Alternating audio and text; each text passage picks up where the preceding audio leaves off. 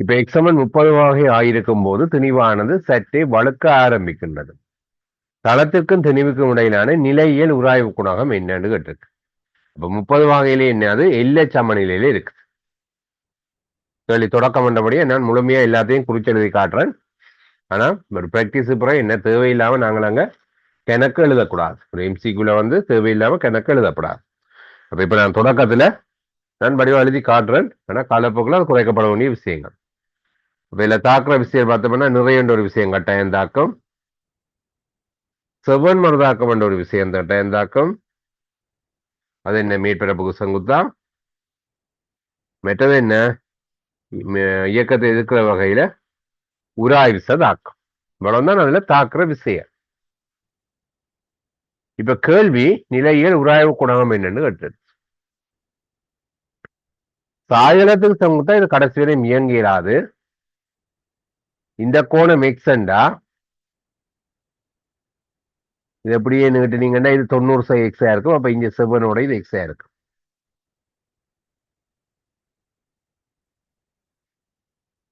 இந்த கோணம் எக்ஸ் நிலையா இருக்கா? பிரச்சனை இருக்கா?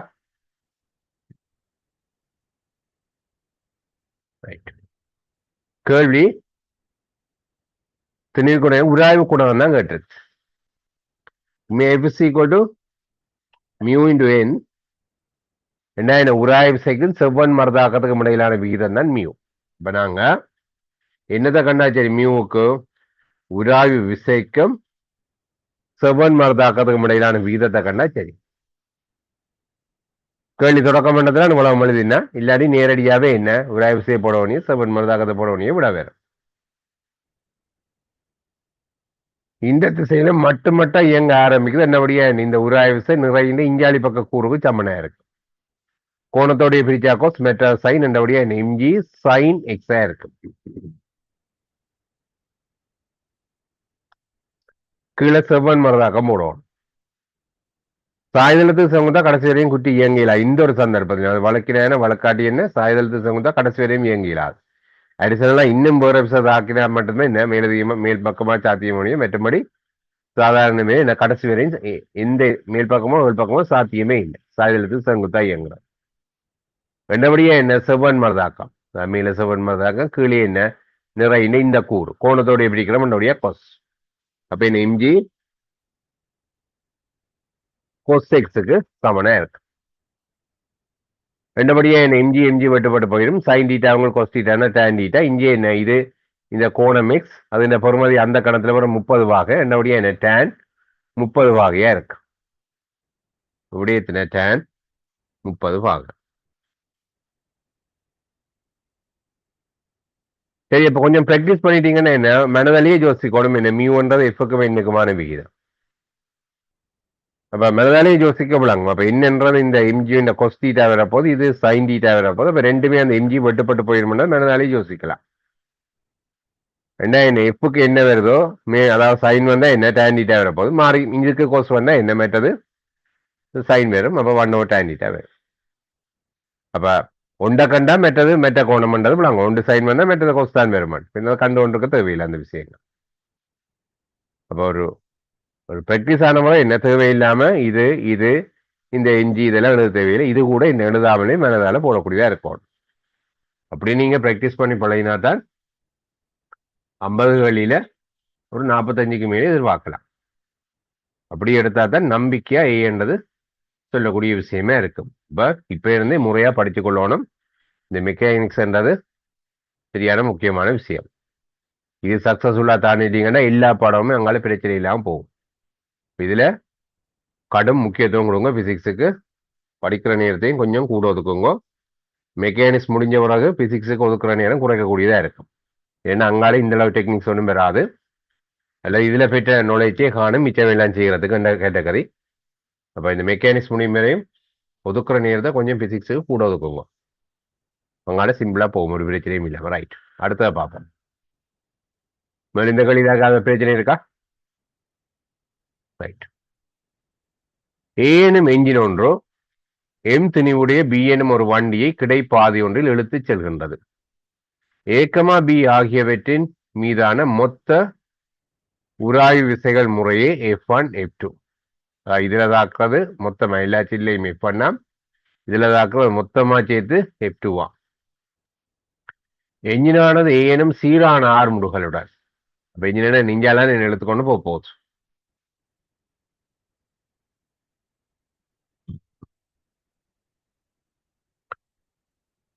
ஏனும் சீரான ஆர்முடுகளோட இயங்கும் பொழுது பின்வருவற்றில் ஏது இலையில் உள்ள இழுவையை தரும் ரைட் இலையில் உள்ள இழுவை இதுல கேட்டிருக்கு இதுல நீங்க என்ஜின் பெட்டி எல்லாத்தையும் சேர்த்து நீங்க கருதிக்க கடைசி வரையும் இந்த இழுவை என்றது உங்களால காணவே இயலாது ஏனென்றா அது உள்விச ஒன்று பேலன்ஸ் பண்ணி பூச்சியமா போயிடும் அப்ப நீங்க இந்த டீயை காணணும்டா இத நீங்க ஏதோ ஒரு பாட்டை மட்டும் கருதினா மட்டும்தானே ஒன்றில் என்ஜினியர் அல்லது இந்த பெட்டியை ரெண்டையும் சேர்த்து பார்த்தா சரி வராது ஏதோ ஒன்றை மட்டும் கருதினா மட்டும்தான் அப்ப இந்த இழுவிசையை காணலாம் சரி இப்போ முதல் கட்டம் இது இந்த ஆர்முடுவல் ஏன்னு சொல்லியிருக்கணும் அப்ப என்ஜின் ஆர்முடுவல் என்ன பெட்டியும் ஏ என்ற ஆர்முடுவல் போகுது ரெண்டபடியா நான் இப்ப என்ன இந்த பி என்ற பெட்டிக்கு எஃப் சமன் எம்ஏ பாவிக்கிறேன் என்னத்துக்கு பி என்ற பெட்டிக்கு இஞ்சாலி பக்கமா இயங்குது எஃப் சமன் எம்ஏ அப்ப இதுல இந்த இழுவிசையை பார்த்தோமா இருந்தா என்ஜின் இந்த பெட்டியை நெஞ்சாலி பக்கமா இழுக்க போகுது அப்ப பெட்டியில என்ஜினால வழங்குற விசை இந்த திசை முக்கியமா நான் என்னத்தை பார்க்கிறோம் பிக்கு பி என்ன செய்த என்ஜின் இஞ்சாலி பக்கமா இடப்பக்கமா இழுக்கு ரெண்டபடியா என்ஜினால பெட்டியில தாக்குறது இந்த திசை முக்கியம் அதே மாதிரி மாறி ஏக்கு பாக்குறாண்டா ஏக்கு பெட்டி தாக்குற விசை இதுக்கு எதிராக வரும் என்ஜின் இயக்கத்தை எதிர்க்க போகுது அது முக்கியம் அப்ப இதுக்கு பார்க்க தாக்குற விசையிலாக இதுகும் இந்த F2 மட்டும்தான் நான் சமன்பாடு பாவிக்கிற திசையிலேயே இந்த விசை இருக்குது டி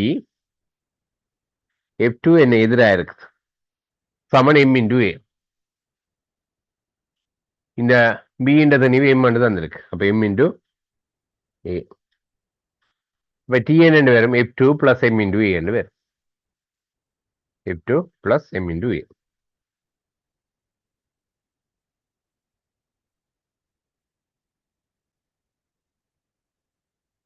இதை நான் ஏக்கு பிரிவைக்க வலிக்கிட்டேன்னா எனக்கு சிக்கலா இருக்கு மீன் என்ஜின்ன்றது என்ன அது ஒரு உந்து விசையை கொடுத்து தான் போகுது அப்ப அந்த உந்து விசையில நான் எழுத வேண்டி வரும் அது என்னன்னு தெரியும் அதை நீ காண வேண்டி இருக்கும் அதை என்னண்டு சோதிக்கு பாவிச்சு காண வேண்டி இருக்கு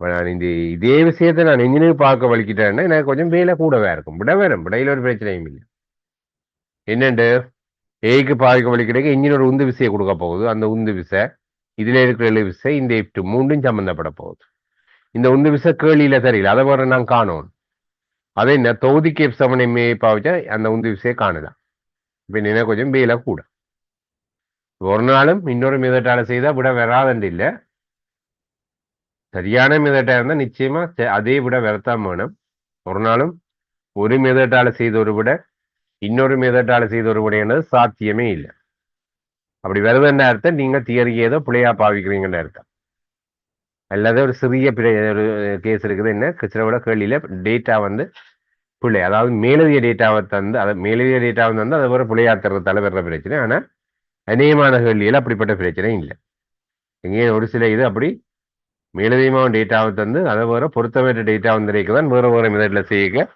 வேற வேற விட வாரது மற்றபடி அநேகமா அப்படிப்பட்ட கேள்விகள் வர்றது குறைவு அந்த அநேகமான ரீசன் நீங்க வேற மெதட்ல செய்ய வேற விட வருதுன்னு நீங்க தியரியை பிள்ளையா பாவிக்கிறீங்கன்றதான் அநேகமான அர்த்தம் ஒரு நாளும் வீட்டை செய்து வாக்கிக்க அது வெட்டி போட்டு போயாங்க இன்னும் பிள்ளைன்னு கண்டுபிடிச்சு போனவங்க என்றதான் நீங்க அடுத்த லெவலுக்கு போவீங்க ரைட் இதுல யாருக்காவது பிரச்சனை இருக்கா ரைட் அடுத்தது போவோம் படத்தில் காட்டப்பட்டுள்ளது உள்ளவாறு 2mm என 3 திணிவுகள் ஒப்பமான தரை மீது ஒப்பமானண்டா என்ன தரைக்கும் அந்த பொருளுக்கும் இடையில எந்த விதமான உராய் விசையும் தாக்காது வைக்கப்பட்டுள்ளது ஏ மீது ஒரு கிடை விசை பி தாக்கும் போது பிக்கும் சிக்கும் இடையில் உள்ள மறுதாக்கம் என்னன்னு இருக்கு என்ன பிக்கும் சிக்கும் இடையில அப்ப பியால சியில உண்மையான ஏ பிடிச்சு தள்ள ஏ பியை பிடிச்சு தள்ள போகுது, பி சியை பிடிச்சு தள்ள போகுது. இப்ப பியால சியில இந்த திசையில ஒரு விசதாக்கம். ரெண்டாயிரம் அதுக்கு சமநிலைமான விசையை வந்து சி வந்து பிக்கு கொடுத்துருக்கு. ரெண்டுமே வெறுமல்ல சமனு நேரமா இருக்கு. எஃப் வந்தா இதுவும் எஃப் தான். இப்ப கேள்வி இடையிலுள்ள மறுதாக்கம் என்னன்றதான் கேள்வி. பல மாதிரி செய்யலாம். நான் என்ன செய்கிறேன்டா, எல்லாத்தையும் செய்து தொகுதியை அடுத்து விட்டா இந்த குட்டிகளுக்கு இடையில தாக்குற மறுதாக்கம் ஒன்றுமே வேற. அதையும் சமநிலைமானது கேன்சல் ஆயிடும் சேர்த்து பார்க்க. இதுல என்ன மாதிரி சமநிலைமா இருக்கோ அதே மாதிரி ஏக்கு மிக்க உடையிலையும் இருந்திருக்கு. அப்ப தொகுதியா பார்க்க கேன்சல் ஆயிடும். அப்ப தொகுதியா பார்த்தா என்ன 6 முடிவுகளை காணலாம். ஏன் மொத்த தனிவும் தெரியும். தொகுதியில கிடத்து செயலதாக்குற ஒரே ஒரு தேறிய விசை இந்த பி தான்.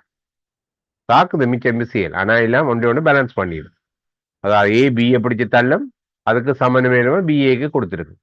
அப்ப ஏயும் பியையும் சேர்த்து பார்த்தா அது ஒன்று ஒன்று கேன்சல் ஆயிடும். எக்ஸும் மைனஸ் எக்ஸும். அதே மாதிரி பி சியை தள்ளுது, அப்ப சி சமநிலைமா திருப்பி கொடுத்துருக்கு. அப்ப பிஏயும் சியையும் சேர்த்து பார்க்க இது ரெண்டும் கேன்சல் ஆயிடும். அப்ப தொகுதியா பார்க்க என்ன, இதுக்கு வர்ற மருதாக்கங்கள் இதுக்கு வர்ற மருதாக்கங்கள் எல்லாம் கேன்சல் ஆகிடும். மீன் ஒன்று எக்ஸ்னா மற்றது மைனஸ் எக்ஸ். இப்போ கூட்டைக்கு 0வா போயிடும். அப்ப தாக்கு ஒரே ஒரு விசை தான் மொத்த தனிவு. அப்ப பிடிச்சு விட்டா 6 முடிவுகள் வேறு. அப்ப நான் இப்ப என்ன செய்ய போறேன், சிக்கு எஃப் சமன் எம்ஏ பாவிக்க போறேன். சியில தாக்குற ஒரே ஒரு விசை இந்த விசை தான், அது எஃப். அது இந்த தனிவு எம் இன்டு 6 முடிவுகள் பார்த்தவொன்னா என்ன, அதாவது இப்ப நான் தொகுதிக்கு பாவிக்கிறேன் 6 முடிவுகள். அப்ப தொகுதியில தாக்குற ஒரே ஒரு விசை இந்த பி. கீழ் மொத்த தனிவு 2 சக 3 சக 2 சக 1 சக 1, அதாவது 4 எம். அப்ப எம் மேம்பட்டுப்பட என்ன, பியுங்கள் 4. யோசிச்சு பாருங்க, இல்லையா பிரச்சனை இருக்காண்டு. வேற வேற மெதடுகளை நீங்க செய்திருக்கலாம். பாடம் படிச்சு தொடங்கினோன்னு செய்ய சில வேலை உங்களோட மெதடுகள் லோ மெதட்டா இருக்கலாம். ப்ராக்டிஸ் பண்ண நீங்களாவே ப்ராக்டிஸ் பண்ண சோட்டா நீங்களாவே ஒரு ஐடியாவே எடுக்கிற வெள்ளமே பெறும். அது வரையும் சரியான ஹார்ட் ஒர்க் பண்ணணும். அந்த கட்டம் தாண்டிட்டீங்கன்னா இப்ப சிம்பிளா பாடம் போகும். ஆனா அது வரையும் சரியான ஹார்ட் ஒர்க் பண்ணும். ஏதாவது டவுட் இருந்தா கேளுங்க இதுல. சொல்லும் சொல்லும். பிக்கும் சிக்கும் இடையில மறுதாக்கம்னா அது என்ன மீனிங் சார்?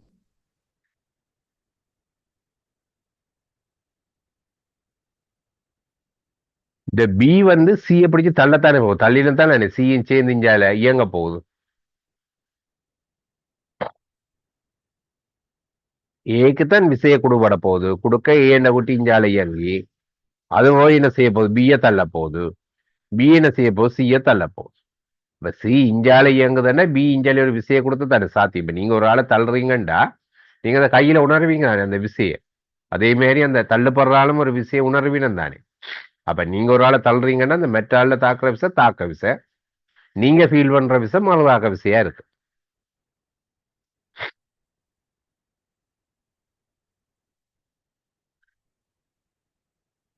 சரியா? டவுட் இருக்கும் இப்போ?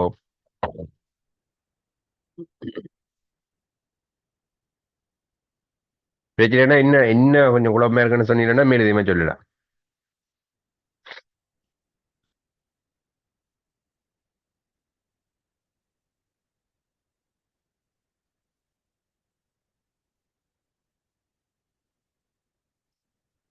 ரைட். இல்ல உண்மையா இது வந்து தாக்க விசை, இதுதான் மறுதாக்க விசை.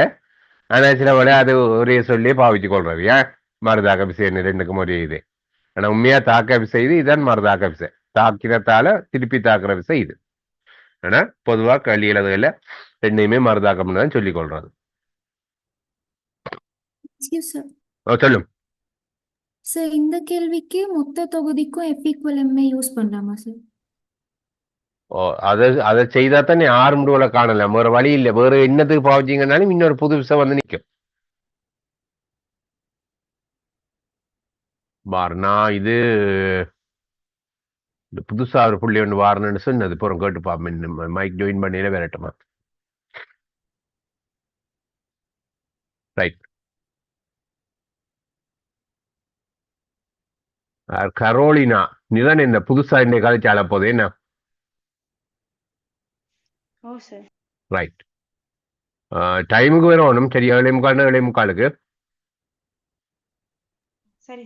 ஓ ஓ மற்றது ஓரளவு ஓயில் தான், மற்றது மேலோட சொல்லி கொண்டு போறேன்.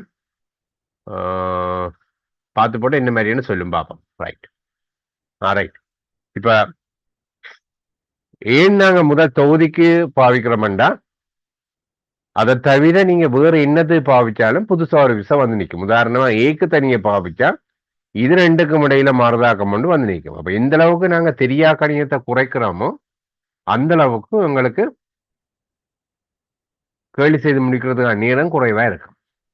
அப்ப நான் தனியா ஏக்கு பாவிச்சிருக்கலாம், அல்லது ஏக்கும் பிக்கும் சேர்த்து பாவிச்சிருக்கலாம். இப்போ இப்படியெல்லாம் செய்தா மேலதிகமா இந்த இது இப்போ ஏக்கும் பிக்கும் ஏக்கு தனியை பாவிச்சா இதுக்கு இருக்கிற மாதிரிதாக்கம் சேர்ந்து வரும் மெடிசனல் பியோட. ஏயும் பியையும் சேர்த்து பாவிப்பேன்னா இதுக்கு இருக்கிற மாதிரிதாக்கமும் சேர்ந்து வரும் இந்த இது. அப்ப எனக்கு என்ன சுருக்குறது கொஞ்சம் நேரம் கூட எடுக்கும். அதனால நான் எல்லாத்தையும் சேர்த்து பாவிக்க எல்லாம் சேர்ந்துமே இந்த கடைசி 5 பக்கமா தான் இயங்க போகுது, வெள்ள பக்கமா. அப்ப கிடத்திசையில தாக்குற ஒரே ஒரு விசை இந்த பி தாக்குது, வேற விசையிலும் கிடத்திசையில என்னண்டு இந்த ஏக்கும் பிக்கும் இடையில மார்க் பண்றோம் பாரு. ஏ பியை பிடிச்சி இஞ்சால தள்ள போகுது, பி திருப்பி ஏ இஞ்சால தள்ள போகுது. இப்படி எல்லாம் தாக்குது. ஆனா ஏயும் பியையும் சேர்த்து பார்த்தா என்ன, இந்த நீளமாக்குறது கேன்சல் ஆயிரும். அப்ப பியும் இந்த விசையும் வரும், ஏயும் பியையும் சேர்த்து பார்த்தா. அப்ப எல்லாத்தையும் சேர்த்து பார்த்தா என்ன, இது கேன்சல் ஆயிரும், இது கேன்சல் ஆயிரும், மிஞ்சுறது இந்த பி மட்டும் தான். அப்ப நாங்க எப்பவுமே எந்த அளவுக்கு தெரியா கணியம் குறைய வர்ற மாதிரி நாங்க சூஸ் பண்றோமோ அந்த அளவுக்கு எங்களுக்கு என்ன அந்த கேள்வி செய்து முடிக்கிறதுக்கான நேரம் மிச்சமா இருக்கும். அதனாலதான் என்ன தொகுதிக்கு பாவிக்கிறேன் ஆரம்பிகள் காண்றதுக்காக. சரியா? Okay sir. ரைட். அடுத்ததை பார்ப்போம். மாறா வேகத்துடன் செல்லும் புகையிரத பெட்டி ஒன்றில் உட்கார்ந்திருக்கின்ற சிறுவன் ஒருவன் பெட்டியினுள் நேர் மேலாக வழிக்குள் ஒரு பந்தை எறிகின்றான். புகையிரம் என்ன மாதிரி போகுது, மாறா வேகத்தோட போகுது. அவன் புகையிரதம் இயங்கும் திசையை நோக்கி இருக்கின்றான் எனவும் புகையிரத பெட்டியினுள்ளே காற்றோட்டம் இல்லை எனவும் கொண்டால் பின்வரும் கூட்டுகள். இப்ப சும்மா பார்ப்போம். பெட்டி இஞ்சாலி பக்கமா போகுது, ஆள் இஞ்சால பார்த்து கொண்டு இருக்கிறார், பந்து எறிகிறார். புகையிரத பெட்டின வேத வியன்னு வைப்போம்.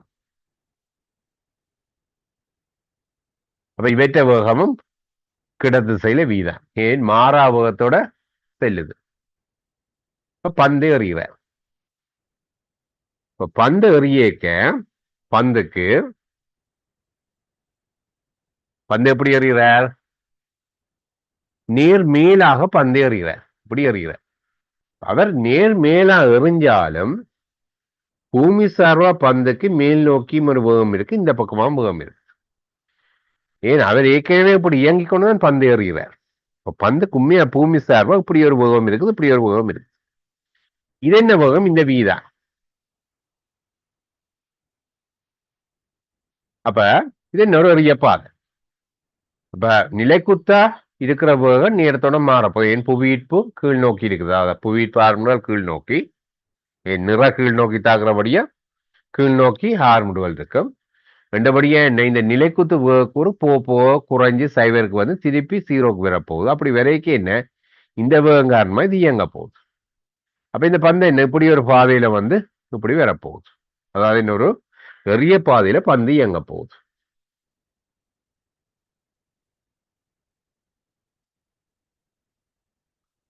அதே நேரம் ஆள் இப்படியே நீ பெற இல்லையே, நான் வெறும் ட்ரெயினோட இயங்க போறேன். பந்துண்ட கிடவேகம் என்னவோ அதே வேகம் தான் என்ன இவருக்கும் இருக்க போகுது. என் ட்ரெயின் மாறா வேகத்தோட போகுது. ட்ரெயின் ஆறுமுடுவமா இருந்தா அமர்முடுவமா இருந்தா பிழைச்சுப்போம். இது மாறா வேகத்தோட ட்ரெயின் போகுது. வழித்தடையை இல்லைன்னு எடுக்கட்டும், இந்த காற்றோட்டம் இல்லைன்னு எடுக்கட்டாம். அப்ப இந்த காற்று அடிச்சதால திசைகள் மாறுதுன்றது கருத தவிர நாங்க ரெண்டபடியா பந்திண்ட கிடவும் ஆழ்ந்த வேகம் உண்டுண்டபடியா எனக்கு எப்பவுமே அவர் என்ன தனக்கு நேர மேல பந்து அப்படியே மேல போயிட்டு கீழே வர்ற மாதிரி தான் ஃபீல் பண்ண போறாரு. ஏன் ட்ரெயின் வேகம் ஒரு 10 மீட்டர் per செகண்டா பந்தும் செகண்டுக்கு 10 மீட்டர் இந்தியால போக அவரும் 10 மீட்டர் வர போறார். அப்ப அவர் என்ன ஃபீல் பண்ண போறார், தனக்கு நேர மேலேயே பந்து அப்படியே போய் கீழே வர்றதா அவர் என்ன ஃபீல் பண்ண போறார். ஃபீல் பண்ணா அதான் நடக்க போகுது. அப்ப என்ன அவர்கிட்ட கையிலேயே விடும்.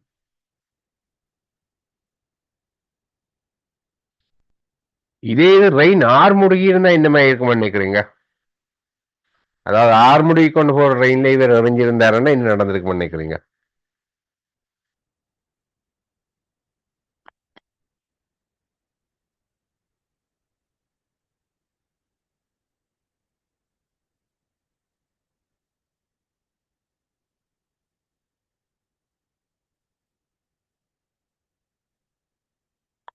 ஜோச்சு உங்களோட ஐடியா சொல்லுங்க.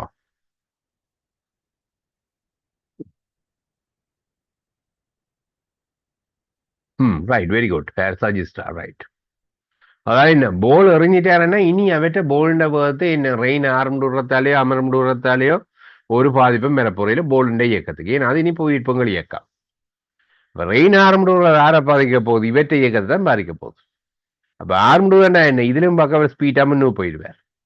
ரெண்டா என்ன போல் அப்ப அவருக்கு பின்னுக்குள்ள போகுது. இதே விஷயம் ரெயின் பிரேக் பிடிக்குது, அதாவது அமர்முடுதுன்னா என்ன அந்த கணத்துல எறிஞ்ச கணத்துல இவற்ற வேகம் பந்தினை மொண்டுதான். ஆனா என்ன இவற்ற வேகம் இனி குறைஞ்சு குறைஞ்சு போக போகுது. அப்ப என்ன பந்து நகர முந்தி முன்னுக்கு வந்து விழுந்து சரியா? அப்ப ரெயின் 6 முடுகினாலும் அமர் முடுவதால வேற விஷயம். இங்க மாறா வேகம் பண்ணபடியே என்னத்தான் என்ன அவற்ற கையிலேயே திரும்பி வந்து விழுது. நடைமுறையில சில உங்களுக்கு பிழைக்கலாமே என்ன காத்து வீசுறதுனாலும் நடைமுறையில பிழைக்கலாம். காத்து வீசினா அது சைட்டா எல்லாம் போறதுக்கு சந்தர்ப்பம் இருக்கு. அதனாலதான் என்ன காற்றோட்டம் இல்லையான்னு எடுக்க சொல்லி உண்மையா நிறைய நினைக்க அங்க ஜன்னல் திறந்தா காற்றோட்டம் கட்டாயம் இருக்கும். ஜன்னல் எல்லாம் பூட்டி இருக்கேங்க இந்த கேள்வியில சொன்னபடி சரியா நடக்கும். ஆனா ஜன்னல்கள் திறந்திருந்தா என்ன காத்து வீசுறதால அங்க மாற்றங்கள் வரும். ஜன்னல் எல்லாம் பூட்டி இருந்தா வழி ஓட்டம் இருக்காது. என்னபடியா என்ன இந்த கேள்வியில சொன்னபடியே சரியா விட்ட கையில வந்து விடும். இருக்கா ஏதாவது பிரச்சனை இருக்கா இதுல?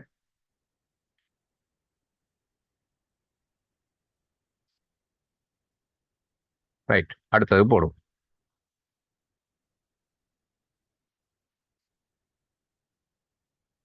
500 கிராம் திணிவும் 100 கிராம் திணிவும் உள்ள இரு ஈய கோளங்கள் இலேசான இழையொன்றில் நுனிகளில் கட்டப்பட்டுள்ளன.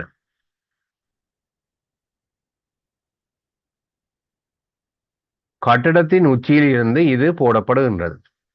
பிசுக்கு விளைவுகள் என்னென்னா ஒரு இந்த நாங்க உராய்வு பார்த்த மாதிரி இந்த வழித்தட சம்பந்தப்பட்ட ஒரு விஷயத்த நாங்க பிசுக்குமை விஷயம்னு சொல்றோம். அதாவது பொதுவா ஒரு பாய்கள் அன்னைக்கு திரவம் வாயு எல்லாம் பாய்கள் வரப்போகுது. அப்ப இந்த பாய்களுக்கே ஒரு பொருள் இயங்கிக்க அல்லது ஒரு பாயே ஒரு லேயரை இன்னொரு லேயர் இயக்கத்தை இந்த தடுக்கிற விஷயத்தான் இந்த பிசுக்குமை விசை அல்லது பாகுமை விசைன்னு சொல்றோம் நாங்க. அது பின்னுக்கு ப்ராப்பர்ட்டிஸ் ஆஃப் மேட்டர் என்ற பாடத்துக்கு நாங்க படிப்போம். அது எல்சவஸுக்கு இருக்குது. இப்ப இந்த அதுகளெல்லாம் புறக்கணிக்கட்டான்.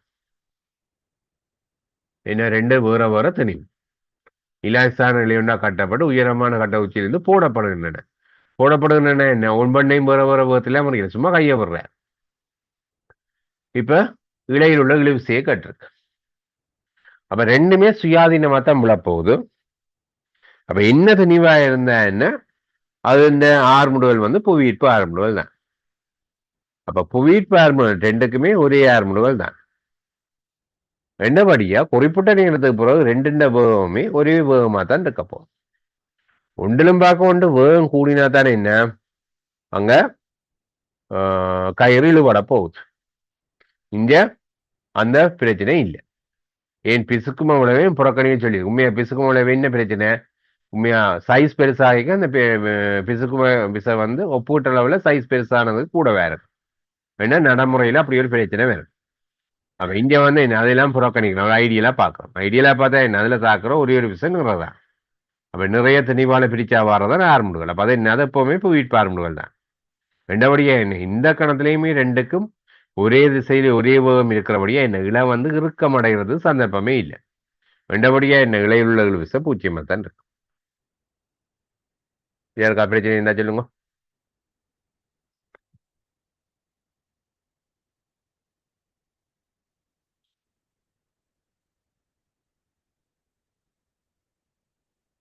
ரைட், அடுத்தது போ.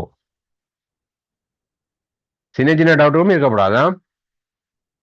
மெக்கானிக்ஸ்ல எந்த ஒரு பிரச்சனையும் விட்டுட்டு போகாதீங்க. அது பிறகு பெரிய பிரச்சனையே கொண்டு வரும். அது நம்ம சின்ன டவுட்னாலும் உடனே கேட்டுக்கொள்ளுங்க. மெக்கானிக்ஸ் கிளியரா முடிச்சீங்கன்னா ஒரு பிரச்சனையும் இருக்காது. வேந்து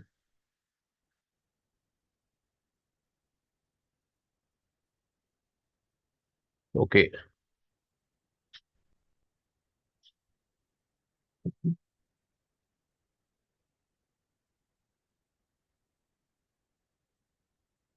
திருப்பி சொல்றேன், என்ன கேட்டபடியா புதுசா வந்தால் 40 நிமிஷம் முடிய நிற்கும். திருப்பி ஜாயின் பண்ணுவோம்.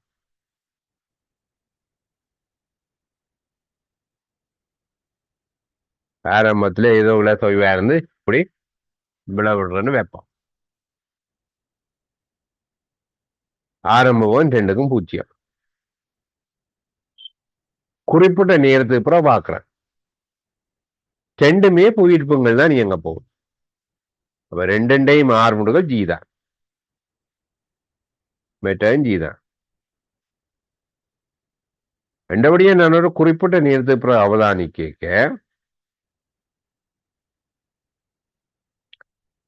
2க்குமே கட்டாயம் ஒரே வேகம் தான் இருக்கும். என் பி இஸ் ஈக்குவல் டு ஜூ பிளஸ் ஏடி பார்த்தீங்கன்னா அதே ஜி ஆரம்பம் 0. அப்ப இதுக்கு வி என்ற அதுக்கு வி தான் இருக்கும். சரி, அவ்வளவு நேரத்துக்கு எவ்வளவு தூரம் இயங்கி இருக்கும்ன்றதுக்கு நீங்க S7 UT பிளஸ் காப்பி டி ஸ்கொயர் பாவிச்சீங்கன்னா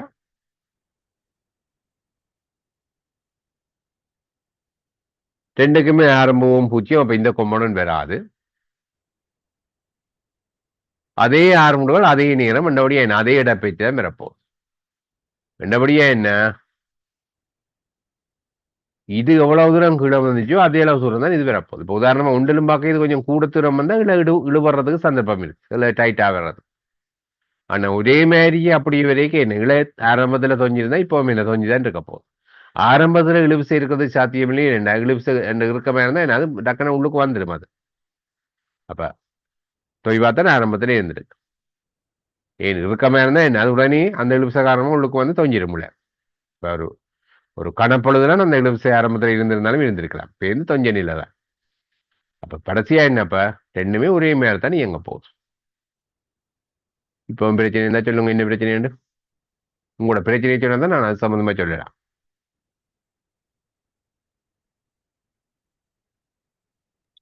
சார் அதுக்கு ஸ்டார்டிங் வெலோசிட்டி 0 தானே சார்? எப்ப பிழைக்கும்னா 2ம் வேற வேற வேகத்தோட எறிஞ்சிருந்தா பிழைச்சிருக்கும். அப்படி சொல்லல தானவியம்.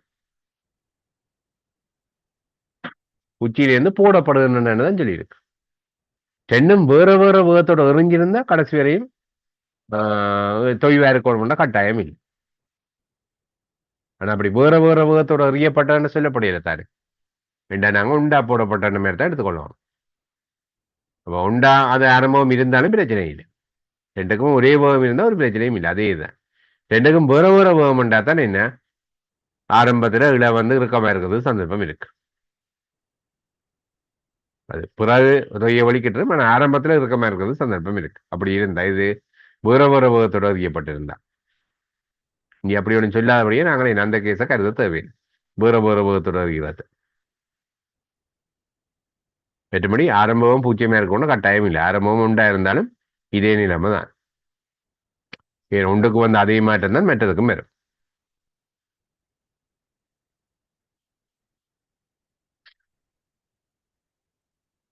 ரைட், வேற யாருக்கா ஏதாவது பிரச்சனை இதுல? ரைட், அடுத்ததை பார்ப்போம். சொல்லும். ஹலோ, யார் சொன்ன ஏதோ? சார் அப்படின்னா அது ரெண்டுமே ஒரேடியா தான் தரைய வந்து அடையுமா சார்? ஓ ரைட், கட்டாயம் 2ம் ஒரேடியா தான் நிறைய வந்தடையும். ஆனா என்ன ஆரம்பத்துல செவல அவைய விடைக்க ஒன்று மேலேயாவும் ஒன்று கீழேயாவும் இந்த மாதிரி விட்டு இருந்துச்சுன்னா அந்த கீழேயா இருந்தது முதல் தரையை அடைஞ்சிருக்கும். மறுபடி ஒரே கிடமட்டத்தில் வச்சு விட்டு இருந்தா கட்டாயம் 2ம் ஒரே கிடம் உண்டாத்தான் தரையையும் அடையும். கையை விடைக்கே ஒன்றை சொட்டு கீழேண்டா அது வந்து தரைய முதல் அடைஞ்சிருக்கு. இதெல்லாம் இப்போ கதைக்கிறேன்டா இந்த வழித்தடை இதுகளை புறக்கணிக்க மாட்டோம். ஐடியல் கேஸ் இது. வழித்தடையை கருதுவமா இருந்தால் அந்த பொருளோட சைஸ்ல கருத வேண்டி இருக்கும். அந்த சைஸ் கூடுனதுக்கு தடை விசை கூடவே இருக்கும். அது இப்போதைக்கு நீங்க கருத தேவையில்லை. அது பின்னுக்கு ப்ராப்பர்ட்டி படிச்சவங்க அதை பெரிய யோசிக்கல நான். Okay sir. Right.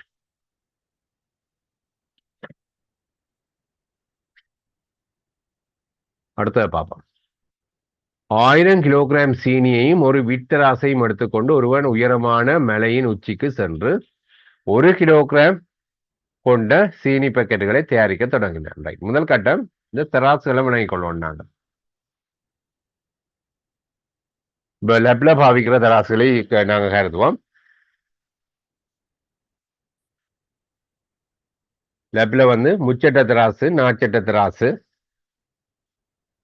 மெட்ட வித்தராசு, மெட்ட digital balance, இதுகள் இப்ப தற்காலத்தில் பயன்படுத்துகிற தராசுகள். இதை தவிர வேற வகைகள் கணக்கு இருக்கு. ஆனா இப்ப ஒரு ஸ்கூல் லேப்ல பயன்படுத்துறதுகள் இந்த இதுகள் தான். முச்சட்ட தராசு, நாச்சட்ட தராசு, வித்தராசு, மெட்டது டிஜிட்டல் பேலன்ஸ். இதுல புவியீர்ப்பு ஆர்முடுகள்ல தங்கி இருக்கிறது எது, தங்காததுன்னு கிளியரா தெரிஞ்சிருக்கணும் முதல் கட்டம்.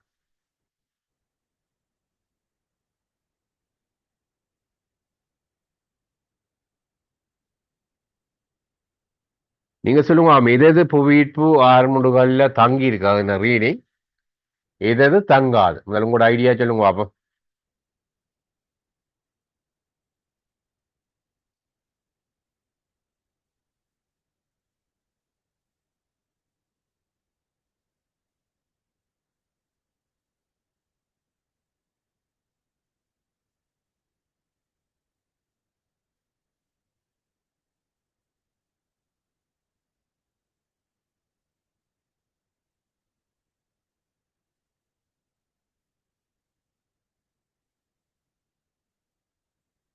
எது எதுன்னு ரீடிங் புவியீர்ப்பு ஆர்முடுகள் மாறுறதால மாறுறது சந்தர்ப்பம் இருக்குது, எதுக்கு அப்படி இல்லை, உங்களோட ஐடியா சொல்லுங்க அப்போ.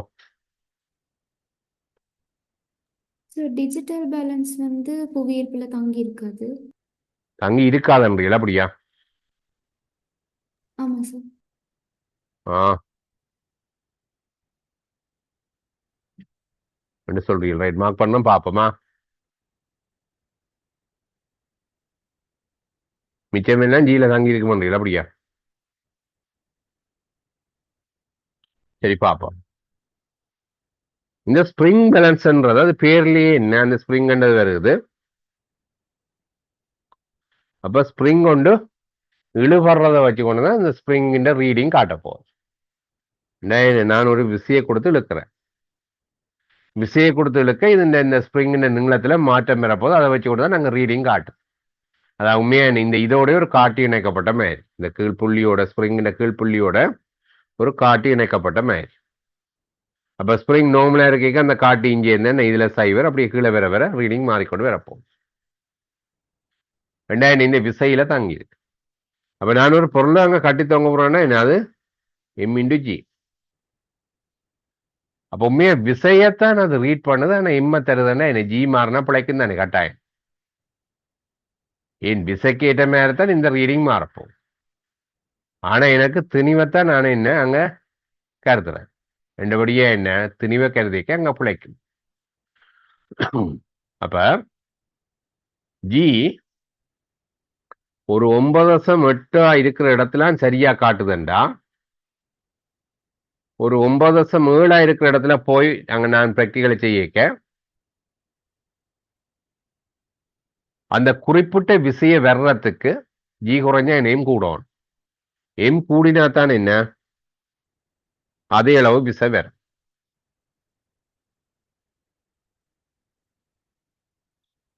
அப்ப இங்கே ஒரு கிலோகிராம காட்டுதுன்னா என்ன அர்த்தம், நான் 1 கிலோகிராமமாக கூடின இந்த திணிவை அங்க போட்டாதான் இது அந்த 1 கிலோகிராம்ன்றதை காட்டும். ஏன் இங்க அந்த 9.8 நியூட்டன் வந்தா தான் அது அந்த உண்டன்றதை காட்டும். அப்ப 9.2 என்ன திணிவால கூட்டினா தான் M×G தான் இங்க தேவையான விஷயம். அப்ப திணிவை கூட்டினா தான் என்னங்க சரியா இருக்கு. என்ன அர்த்தம், இப்ப 1 கிலோகிராம காட்டுதுன்றா நான் என்ன 1 கிலோகிராம் பார்க்க அங்கே கூட போட்டுக்கிறேன்னு அர்த்தம். அதே மாதிரி புவியீர்ப்பு ஆர்வலோட கூடின இடம்னா இதுக்கு மாறி வரும். அப்போ இந்த ஸ்ப்ரிங் பேலன்ஸும் வந்து புவியீர்ப்பு ஆர்வலோட தங்கி இருக்கு. முச்சட்ட திராசை பார்த்த மாதிரி இருந்தா அது ஓயிலுக்குள்ள நீங்க பார்த்துருப்பீங்கன்னு நினைக்கிறேன். அப்படியே பார்த்த அனுபவம் இருக்கே.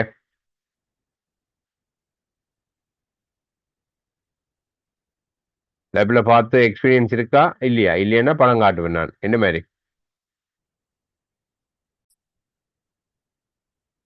முச்சட்ட திராசு மெமரியில் இருக்கா இல்லாத ஒரு படம் எடுத்து காட்டு விளங்கப்படுத்துறதா?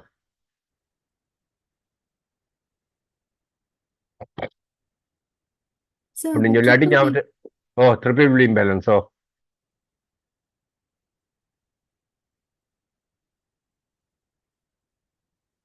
ஞாபகத்தில் இருக்கா?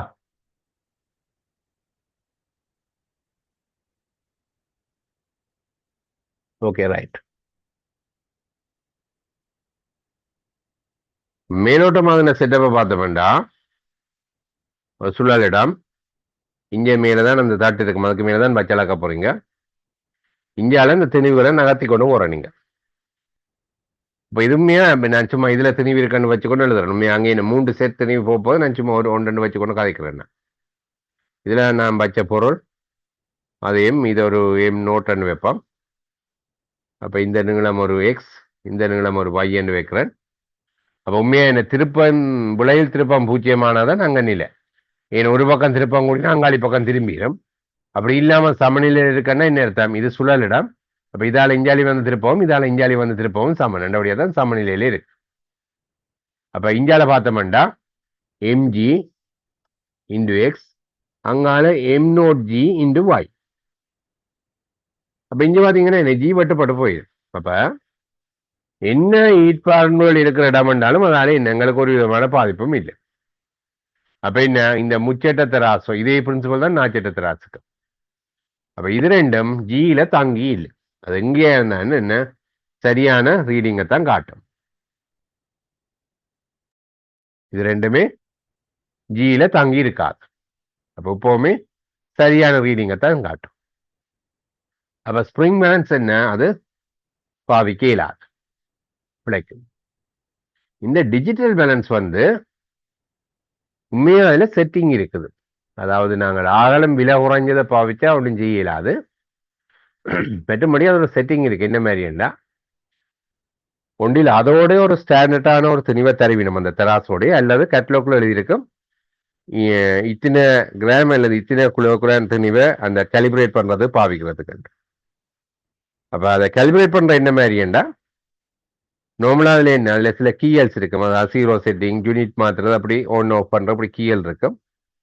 அப்ப அந்த கேலிபிரேட் மட்டும் போறதுக்கு இப்படி இப்படி கீழே ப்ரெஸ் பண்ண சொல்லியிருப்பினோம்.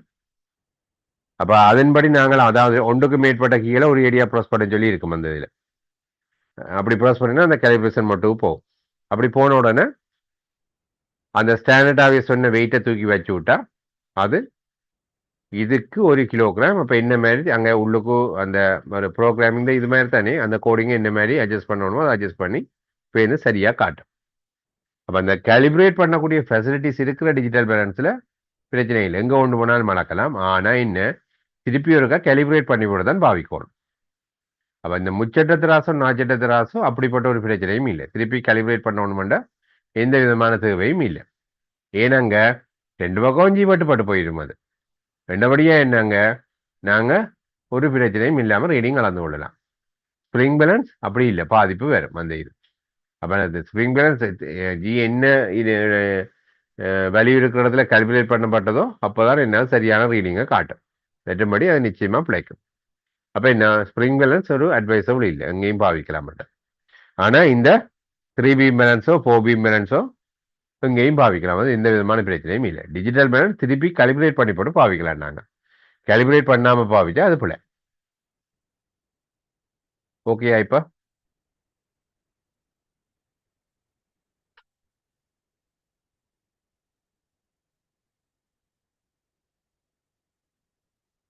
பின்னாடி ஏதாவது டவுட்ஸ் இருந்தா கேட்டுக்கொள்ளுங்க.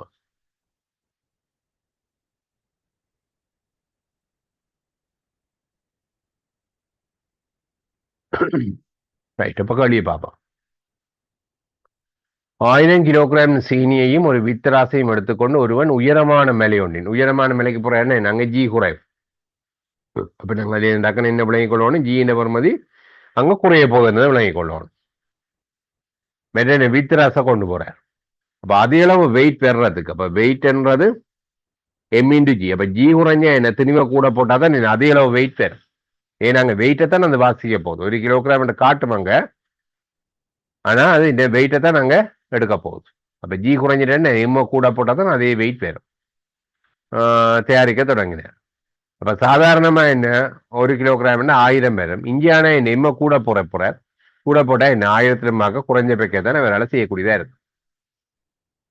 அப்ப என்ன குறைஞ்ச இது என்ன?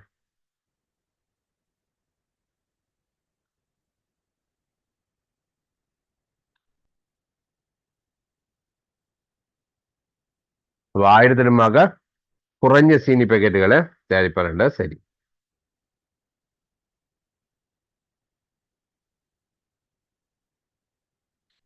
அப்ப மிச்சம் ரெண்டும் என்ன ஆட்டோமேட்டிக்கா பிள்ளை. ஏன்னா அது ஒன்று ரிலேட்டடான விஷயங்கள். அப்போ ஒன்றை நான் டீட்டெயிலாக பார்த்துட்டோம்னா மெட்டல டக்குனு சரிவில் பார்த்துக்கலாம், டீட்டெயிலாக மினக்கடாம. ஏன் அதே அளவு கூட குறைய. அடுத்தது இது வித்தியாசமா இருக்கு. அவன் அச்சீனி பேக்கெட்டுகளில் ஒன்றை மலையின் அடிவாரத்துக்கு கொண்டு வந்து நிறுப்பானாயின் அச்சீனி பேக்கெட் திணிவானது 1 கிலோகிராமாக கூடவாக இருக்கும். ஜி என்ன கூட சீனியை போட்டுக்கிற என்ன அங்க கூடவே இருக்கும். அப்ப என்ன டியும் அங்கே என்ன சரியான விஷயம். இப்ப என்ன பியும் டியும். நீங்கள் அவருக்கா ஜோதிச்சு பாருங்க. ஓகே ஆண்டு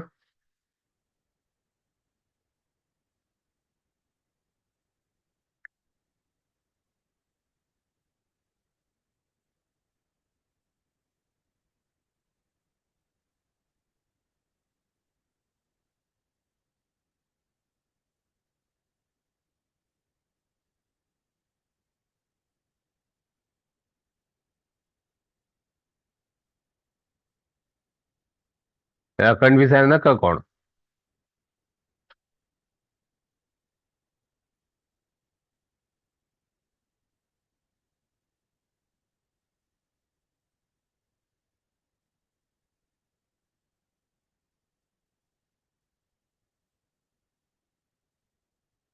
ரைட், அங்கால போறேன். டவுட்னா கேட்கணுமா?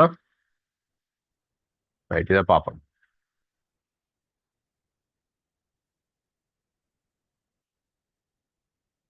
உராய்வின்றிய ஒரு கப்பியை சுற்றி செல்கின்ற இலேசான இலை ஒன்று படத்தில் காட்டப்பட்டுள்ளவாறு இலையின் நுனிகளில் ஒன்றை ஒரு குரங்கு பிடித்துக் கொண்டு தொங்குகின்றது.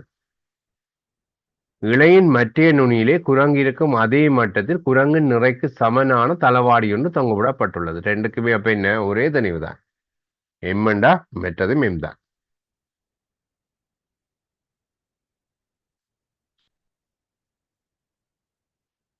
பின்வரும் கூட்டுகளை கருதுதான். குரங்கு ஆடியிலே தன் பிம்பத்தை பார்த்தலை தவிர்ப்பதற்கு.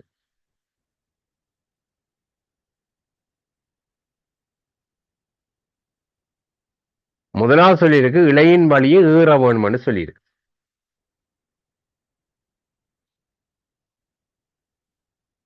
இலையின் வழியே ஏறுதண்டாம்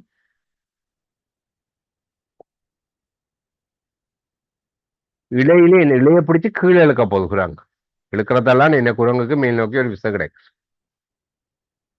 ஏண்டா குரங்குக்கு கிடைக்கிற விசை இந்த எம்ஜியிலும் பார்க்க நிச்சயமா கூடினது. ஏண்டா மேலே ஏறலாம். என் கீழே நிறைய இருக்குது. அப்ப இதுலமா கூடினது. அப்ப இந்த குரங்குல தாக்குற விசையை பார்த்தோம்னா இந்த டி, அதாவது எஞ்சியிலும் பார்க்க கூடின ஒரு விசை கீழே எஞ்சி. அதே டி தான் அப்படியே சுத்தி வந்து இஞ்சாலையும் இருக்க போகுது. அப்ப இந்த தளவாடியில பார்த்தோம்னாலும் என்ன மேல் நோக்கி டி கீழ் நோக்கியும். அப்ப குரங்குக்கு என்ன மாதிரி விளையல் விசையோ அதே மாதிரி தான் தளவாடிக்கும் விளையல் விசை வரப்போகுது. ரெண்டுமே மேல் நோக்கி ஹார்மோனுடைய இயங்குற கேஸ் தான் வரப்போகுது. என்ன பார்க்கறத தவிர்க்கலாம்ன்ற கேஸ் வராது. ஏன் குரங்குக்கு நேரம் தான் எப்பவும் தளவாடி இருக்க போகுது. என்ன பார்க்கறத தவிர்க்கலாம்ன்றது இந்த கேட்டகரியில சாத்தியம் இல்லை. இலை வழியே இறங்க வேணும்னு சொல்லியிருக்கு. என்ன ஒரு மெதுவா கையை விடுற மாதிரி. அப்ப கையை உடைக்க என்ன குரங்கு கீழே போகுதுன்னா இதுக்கு இருக்கிற இழுவிசை அப்ப எம்ஜியிலும் பார்க்க குறையும். அப்ப இப்ப குரங்குல விளையில் விசை பார்த்தோம்னா எம்ஜி மைனஸ் டி, அதே டி தான் சுத்தி வர இங்க. அப்ப இதுக்கும் என்ன மேல அதே டி அதே எம்ஜின்னா என்ன, இதுக்கும் கீழ் நோக்கி குரங்கு என்ன ஆர்மலோட கீழ் நோக்கி இயங்குதோ அதே ஆர்மலோட இதுக்கும் இயங்கும் போது அப்ப எப்பவுமே என்ன இதுக்கு நேர் தான் கண்ணாடியும் இருக்கும். அப்ப இந்த கேஸ்லயும் என்ன பார்ப்பதை தவிர்க்கிறன்ற சாத்தியம் இல்லை, அது குரங்குக்கு நேர் தான் கண்ணாடி இருக்க போகுது. அடுத்த சொல்லியிருக்கு இளைய கை விட வேணும்னு சொல்லியிருக்கு.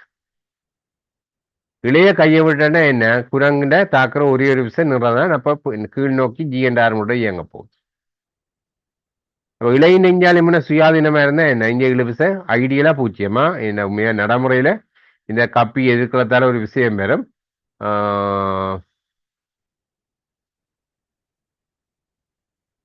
உராய்வின்றிய கப்பியன்னு சொல்லிக்க உண்மையா உராய்வின்றிய இலேசான கப்பியன்னா தான் உண்மையா பெர்ஃபெக்டா சரி. மற்றபடி ஒரு சின்ன ஒரு தடை ஒன்று வரும் அந்த விஷயம். ஆனா அவைய அதை கருதியில்லை அந்த விஷயத்த. அப்ப அப்படி பார்த்தோம்னா என்ன இந்த இலை வந்து ஃப்ரீயா இருக்க போகுது. அப்ப இங்கேயுமே என்ன இழுவிச பூச்சியம். அப்ப என்ன கீழே அதே எம்ஜி, என்ன மாதிரி குரங்கு கீழே எம்ஜியோ அதே தான் எம்ஜி. அப்ப இங்கேயும் என்ன ரெண்டுமே கீழ் நோக்கி ஜி என்ற ஆரம்புல போகுது. என்ன இப்பவும் என்ன குரங்குக்கு நேர் தான் கண்ணாடி இருக்க போகுது. அப்ப இப்பவும் என்ன அது சாத்தியம் இல்லை. என்னுடைய என்ன மூன்றுமே அங்க சாத்தியமேற்றது.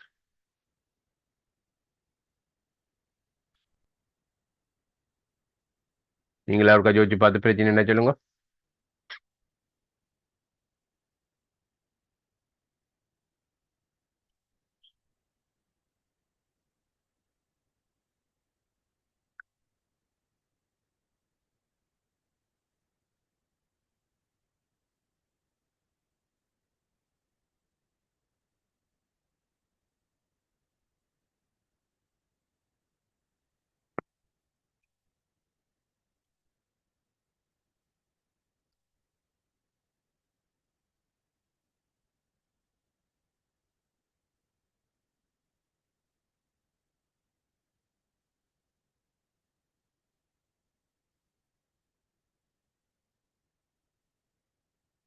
திருப்பி ஒருக்கா சொல்றேன்.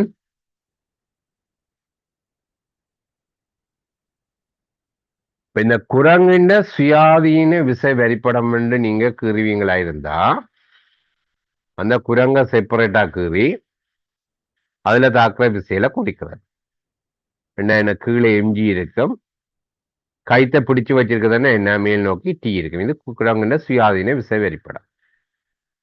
அதே மாதிரி தான் தளவாடியின் சுயாதீன விசை வரிப்படம் என்றாலும் அந்த தளவாடியின் நிற கீழ் நோக்கி எம்ஜி இருக்கும், மேல இலையில காட்டி விட்டுருக்கு, மேல டி இருக்கு. இது தளவாடியின் சுயாதீன விசை வரிப்படம். இப்போ முதலாவது கேஸ் இலைவழியை ஏறுது குரங்கு. இலைவழியை ஏறோன் மேலே ஏறோம்னா என்ன கீழே தாக்குற விசையில் மக இது பெரிய விசையை கொடுத்தாதான் சாத்தியம். அப்ப இந்த கேஸ்ல இதுல இருக்கிற எழு விசை குரங்குன்ற நிறையிலுமாக கூடவே இருக்கு. இது இலேசான உராய்வற்ற கப்பியண்டா இஞ்சையும் இஞ்சையும் ஒரே இழுவிசான் இருக்கும். அப்ப இலேசான ஒப்பமான கப்பியண்டா, அதாவது கப்பியின் அச்சுக்கும் கப்பிக்கும் இடையில உராய்வு இருக்கப்படாது. அதே நேரம் கப்பியின திணிவும் புறக்கணிக்கத்தக்கதா இருக்கணும். உண்மையா கப்பியின திணிவின் புறக்கணிக்கத்தக்கதுன்னா அதுல சடத்துவ திருப்பம்னு ஒரு விளைவு இருக்குது. அதாவது கப்பி சுழலேக்கே ஒரு இயக்கத்தை எதிர்க்கிற தன்மை கொண்டு வரும். உண்மையா சடத்துவ திருப்பம் இருந்தா கப்பியின ரெண்டு சைட்டும் ஒரே இழுவிசை வேறுமண்டு இல்லை. அது நாங்கள் மெக்கானிக்ஸ்லயே பின்னுக்கு படிப்போம் அந்த பிரச்சனை, சுழற்சி இயக்கம் செக்ஷனுக்கு. அப்ப இப்ப அந்த பிரச்சனை, அதாவது இந்த ரெண்டு சைட்டு முழுவ மாறுபடுற பிரச்சனை இப்ப நாங்க கருதுறையிலே இப்ப மெக்கானிக்ஸ்ல அப்ப இப்ப வந்து உங்களுக்கு கப்பி இது கேள்வி வரைக்க இலேசான ஒப்பமான கப்பின்னு தான் சொல்லுவேன். அப்படி தச்சலா இல்லைன்னாலும் அப்ப இப்போதைக்கு நீங்க வர்ற கடியில அப்படி எடுத்துக்கொள்ளுங்க அந்த இதுகளை. மற்றபடி உண்மையா இதுல உண்மையா உராய்வண்டிய மட்டும் இல்ல இலேசான சொல்லி உண்மையா சேர்த்து தந்திருக்கணும் இதுல கேள்வியில. ரைட். அப்ப என்ன இதுல இருக்கிற விசை அப்படியே இஞ்சாலையும் பெறப்போகுது.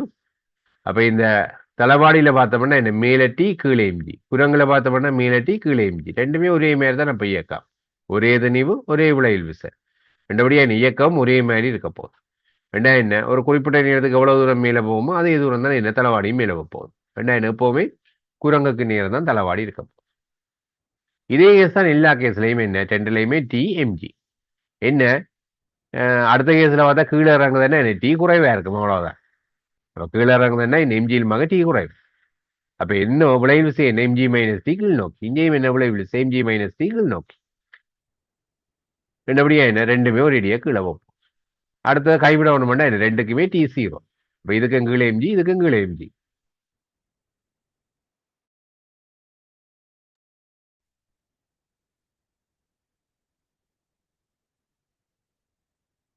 இப்போ ஓகேயா?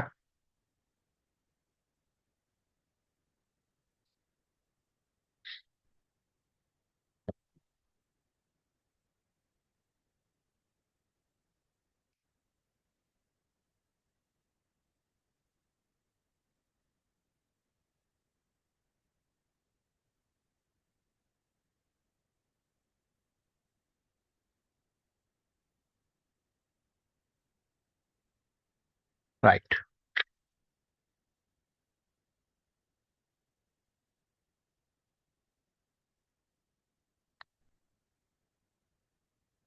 அடுத்ததை பார்ப்போம். பொருளொன்றின் நிறையானது பூமியில் 100 நியூட்டனாகவும் சந்திரனில் 17 நியூட்டனாகவும் உள்ளது. குறிப்பிட்ட பொருள் தான். ஏன் அப்ப நிறம் மாறுது? நிறையன்றது எம்ஜி. தென்னிடத்திலேயும் ஒரே எம் தான். அப்ப ஜி மாறுறதால என்ன நிறம் மாறுது. கேள்வி என்ன சந்திரனில் சுயாதீனமாக விழும் பொருளின் ஆரம்புகள் என்னன்னு கேட்டிருக்கு.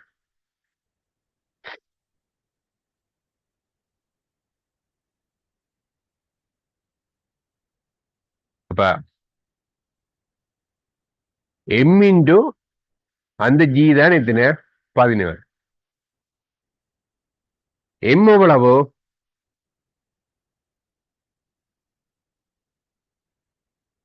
பேப்பர்ல முன்னுக்கும் பூமியின் மேற்பரப்பில் அதாவது ஜி வந்து 10 நியூட்டன் பர் கிலோகிராம் எடுக்க சொல்லி வாரது உண்மையா 9 மட்டும் தான். ஆனா எங்களுக்கு 7க்கு எல்லா ஃபைனல் பேப்பர்லயும் முன்னுக்கு எழுதி இருக்கும் G7 10 எடுக்க சொல்லி. அதை தவிர வித்தியாசம் தான் இப்படி எடுக்க சொல்லி கேள்வியில. இப்ப கேள்வியில இவை எப்படி எடுக்க சொல்லி சொல்லாதபடியே நாங்களே இந்த பொது தகவலை எடுத்துக்கொள்ளலாம். அப்ப 100 நியூட்டன் G10 என்ன 10 கிலோகிராம். அப்ப நிற 17 நியூட்டன் எம் வந்து 10 கிலோகிராம். இப்ப 17 10ஆல பிடிச்சா எத்தனை 1.7 மீட்டர் பர் செகண்ட் ஸ்கொயர். நிற 17 திணிவு பூமியில நிற 100 அதை ஜி 10ஆல பிரிச்சு விட்டா எம் வந்து 10. அதான் என்ன சந்திரன மேற்பரப்புல ஜி. இப்ப என்ன 17 10ஆல பிரிச்சு விட்டா சரி. எழுதணும் இல்லையா மேலதாலே போடக்கூடிய விஷயம். இது யாருக்கா ஏதாவது பிரச்சனை இருக்கா? ரைட். அடுத்ததை பார்ப்போம்.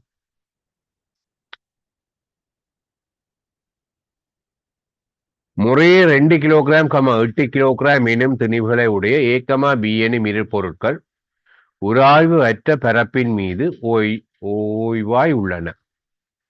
ஒவ்வொன்றிற்கும் தனித்தனியே சரியாக 1 செகண்டுக்கு 2 நியூட்டன் எனும் விசை ஒன்று பிரிவிக்கப்படுது. ஆக என்ன 1 செகண்ட் தான் பிரிவிக்கப்படுதா. இந்த 1 செகண்ட் முடிவில் ஏ ஆனது யூ எனும் வேகத்தை அடையுமாயின் பியினது ஒத்த வேகம் என்னன்னு கட்டுறது. எங்களுக்கு ஒரு ஒப்பமான மேற்பரப்புல வச்சிருக்கு. நியூட்டன் 2ஆம் விதி என்ன பிரயோகிக்கப்பட்ட விசை வந்து உந்த மாற்ற வீதம். அப்ப உந்த மாற்றம்ன்றது என்ன எம் இன்டு வேக மாற்றம். அல்லது ஒரு அடியா என்ன எப்சமன் எம்ஏ ஏக்கு பதிலாக வேக மாற்றத்துக்கு நேரம் ஏதோ ஒரு விதமா நீங்க போடலாம். நியூட்டன் 2ஆம் விதி அடிப்படை அழுத்திய விசை உந்த மாற்ற வீதத்துக்கு நேரி வித சமன். கடைசியா வந்த முடிவு என்ன உந்த மாற்ற வீதம்.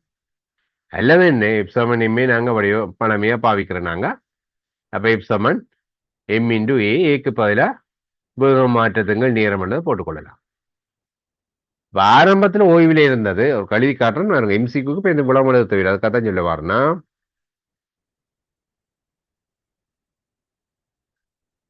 இப்ப இதுல எம்சிக்கு கேட்ட மாதிரி டக்குனு மெனதால யோசிச்சு பழகணும் அதான் பெரிதான்.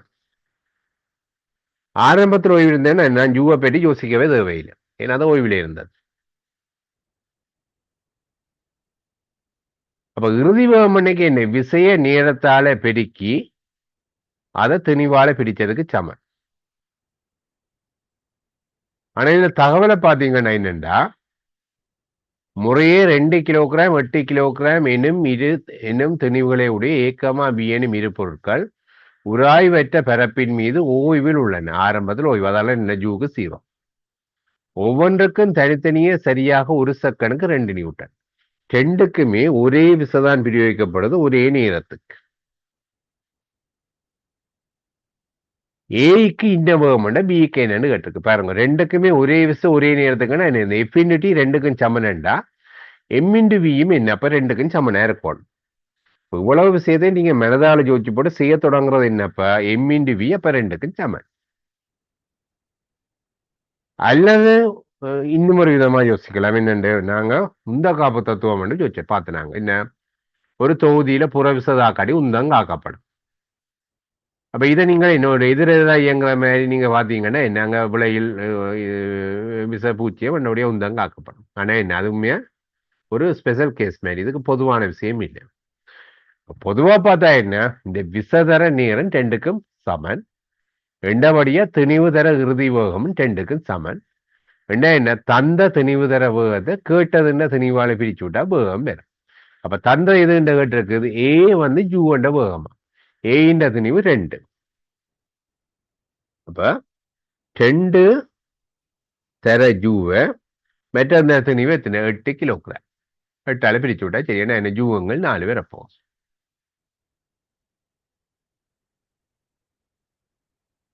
പിന്നെ இவ்வளவு விஷயம் நீங்க டக்குனு மனதாலே யோசிக்கணும் என்னண்டு யூ வராது என்ன யோசிக்கணும். அடுத்து என்ன ரெண்டுக்குமே ஒரே விசை ஒரே நேரம் அப்ப எஃப் இன்டு டி பெருக்கன் சமன் ரெண்டுக்கும். ரெண்டபடியா ரெண்டுக்கும் எம் இன்டு வி சமன். ரெண்டா என்ன தந்த டேட்டா எம் இன்டு அந்த வேகத்தை கேட்டதுன்ற திணிவாளை பிரிச்சு விட்டா விட வரும். ரெண்டா டக்குன்னு மனதாலே யோசிச்சு இது கூட என்ன மனதாலேயே யோசிச்சு போடலாம் உண்மை எழுத தேவையில்லை. எந்த அளவுக்கு இப்படி ஒரு ஸ்டைல பழகுறீங்களோ அந்த அளவுக்கு உங்களை நல்லொரு எதிர்பார்க்கலாம். பாடம் படிக்க தொடங்கிக்க தொடக்கம் கொஞ்சம் கஷ்டமா தான் இருக்கும் இப்படி ஒரு வியூக்கு வாரது. தொடக்கத்துல பிரச்சனைகள் எழுதுங்க ஆனா எழுதி இப்படி ஒரு வியூக்கு இயன்ற வரை குயிக்கா வர பாருங்க. அப்படி எந்த அளவுக்கு வாரீங்களோ அந்த அளவுக்கு நல்ல ரிசல்ட்ஸ் வரண்டாக்கான. யாருக்கா பிரச்சனை இருக்கா இதுல?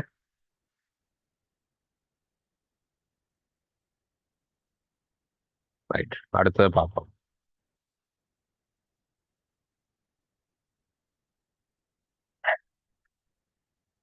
சுமியேற்றப்பட்ட துறளி இது ஒரு விளையாட்டு கார் மாதிரி யோசிச்சுங்க. இந்த துறளி என்னது முந்தி லெப்ல ஒரு ப்ராக்டிக்கலுக்கு இருந்தாதான் இப்ப அப்படி பெருசா பயன்படுத்துறதுல சும்மா ஒரு விளையாட்டு கார் மாதிரி யோசிங்க. அதாவது அதுக்கு மோட்டர் ஒண்ணும் இல்லை சும்மா எடுத்தா ஒரு ஃப்ரீயா ஒரு விடுபட்டு போகக்கூடிய ஒரு ஒரு ஒரு ஒரு கார் மாதிரியான ஒரு விளையாட்டு பொருள் யோசிங்க. ஒரு துறளி ஒன்று 50 நியூட்டன் விசையுடன் கிடையான மேசை மீது இழுக்கப்படுகின்றது. இத்துறலினானது ஒரு டிக்கர் அதிதியினூடாக ஒரு இப்ப சிலபஸ்ல இது இப்ப ஒன்றும் இல்லை என்றாலும் சும்மா ஒரு பேசிக் ஐடியா தான் பார்ப்போம். அப்ப இந்த டிக்கர் இது என்ன உண்மையா என்னண்டா இது ஒரு ரோலா இருக்கிற ஒரு சீட் உண்டு அந்த டிக்கருக்குள்ளால போகுது. அது என்ன மாதிரி என்ன அது ஒரு குறிப்பிட்ட நீர் இடைவெளிக்கு இருக்கும். அது வந்து அப்படியே ஒரு ஒரு ஆணி வந்து அடிக்கிற வேண்டாம் கூட கொண்டு அடிக்கும். அப்ப அது ஒரு கார்பன் பேப்பர் இருக்கா அப்ப என்ன அந்த கார்பன்ல இந்த டொட்டு விழுந்து கொண்டு கப்போம். அப்ப அடுத்தடுத்த டொட்டு கூடப்பட்ட இடைவெளி வந்து என்ன எப்பவுமே சீரானது. ஏன்னா சீரானது அந்த டொட் அடிச்சு கொண்டு இருக்குது. அப்ப இந்த பேப்பரை வச்சு நாங்க என்ன முடிவுக்கு வரலாம்னா என்ன பேப்பர் சீரான வேகத்தோட இயங்குமா இருந்தா என்ன டொட்டுகளுக்கு இடப்பட்ட இடைவெளி சீரா இருக்கு. டொட்டுகளுக்கு இடப்பட்ட இடைவெளி கூடிக்கொண்டு போகுதாண்டா அதாவது புறகு வந்தது இடைவெளி கூடாண்டா என்ன அர்த்தம் பேப்பர் 6 முடிக்கு கொண்டு போகுது. அதாவது துறள்ளி 6 முடிக்கு கொண்டு போகுது. அப்ப இப்படிப்பட்ட விஷயங்களை அங்க ஆராயக்கூடியதா இருக்கும். ஆனா இப்ப பெருசா இப்படிப்பட்ட கேள்விகள் வர்றது இல்லை. இப்படி துறள்ளி இதுகள் இது எங்க பழைய இதெண்ணத்துல எப்படி இருக்குது. இன்னும் ஒரு ஒரு பெரிய வித்தியாசமான டெக்னிக் இல்லை தானே என்னுடைய நாங்க பார்த்துக்கொண்டு போவோம். அதை சுமையேற்றப்பட்ட துறளி ஒன்று 50 நியூட்டன் விசையுடன் கிடையான மேசை மீது இழுக்கப்படுகின்றது. இத்துறளியானது ஒரு டிக்கர் அதிரியினூடாக ஒரு கடதாசி நாடாவை இழுத்துச் செல்கின்றது. இந்த நாடாவின் ஒரு பகுதி ஒன்றில் காட்டப்பட்டுள்ளது. இத்தொகுதியில் ஏற்படுத்தப்படும் பல்வேறு மாற்றங்களுடன் மென்மேலும் நாடா பதிவுகள் எடுக்கப்படுகின்றன. நாடா 2 இணைப்பை பின்வருவற்றில் இது ஏற்படுத்தி இருக்கலாம். ரைட்.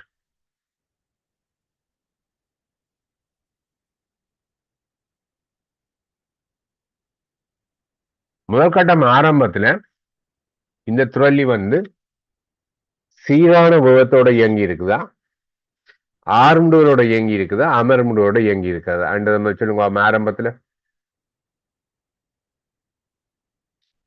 இப்ப நான் சொன்ன டேட்டா வச்சுக்கொண்டு அந்த படம் ஒன்றுல காட்டின விஷயம். இந்த கேஸ்ல துறளி சீரான வேகத்துல இயங்கி இருக்குதா, அல்லது ஆறுமுடுகளுடனான இயக்கமா, அல்லது அமர்முடுகளுடனான இயக்கமா சொல்லுங்க.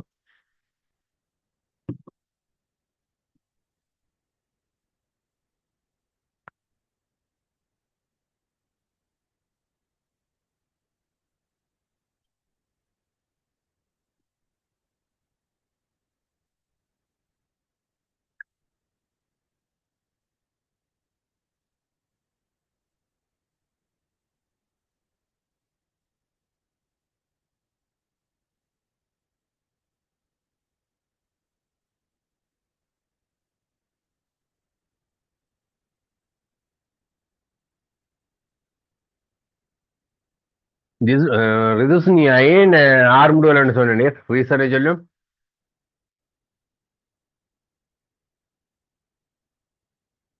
சார் அக்சலரேட் ஆகுறனால தான் இந்த டொட்டுக்கு இடையில இருக்க ஸ்பேஸ் எல்லாத்துலயும் ஈக்குவலா இருக்கு சார். ஈக்குவலா இருக்குன்னா சீரான வேகம்ன்றா தானே சாத்தியம். ஆறுமுடுகினா இடைவெளி கூடியல் இருக்கணும். குறிப்பிட்ட நீர் இடைவெளிக்க சராசரி வேகம் கூடினா தானே இடைவெளி கூடும்.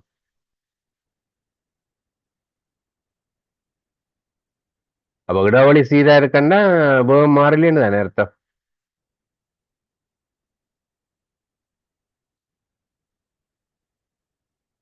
இல்லையோ அப்படி?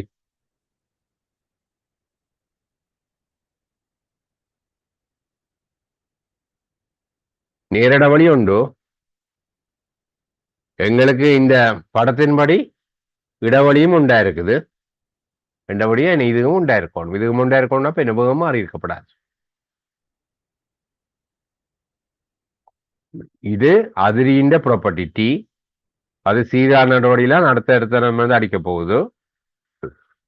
எங்களுக்கு படத்துல இருந்து வாய்க்கு இடவழி மாறல. அப்ப இதுக்கும் மாறலி, இதுக்கும் மாறலி, இதுக்கும் மாறலின்னா இப்ப இதுக்கும் மாறலியத்தான் இருந்தாகணும். என்ன சீரான வேகத்தோட இப்ப துறளி எங்க இருக்கு என்ன தெரியாது. இது சொன்னியால பிரச்சனை இருக்கும். ஓகே. ரைட். அப்ப இப்ப இதுக்கு நாங்க பார்த்தோமே இருந்தா இந்த விசைய கூட்டுறதுகள் குறைக்கிறதை பற்றி என்ன நினைக்கிறீங்க?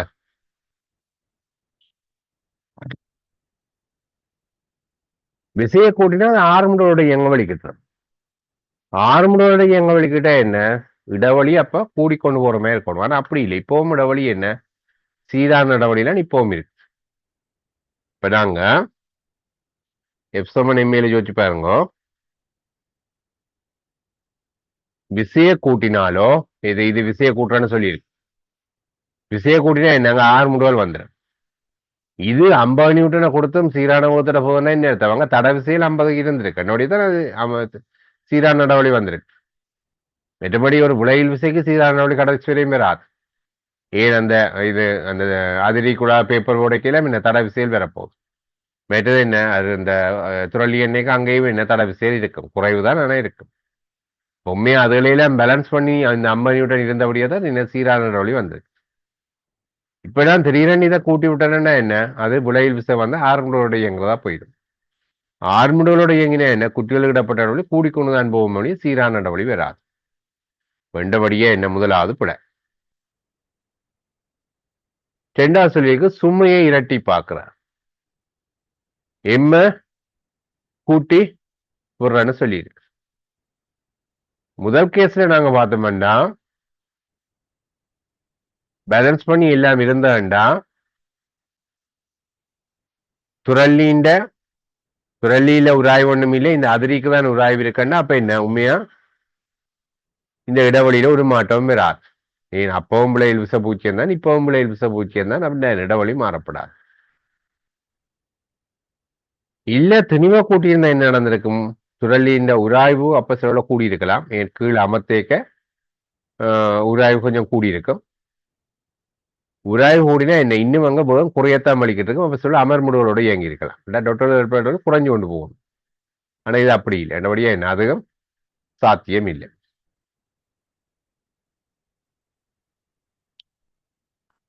அப்ப இந்த சுமை என்று வர்ற வேலை என்ன ஒரு பொருத்தமற்ற விதம்.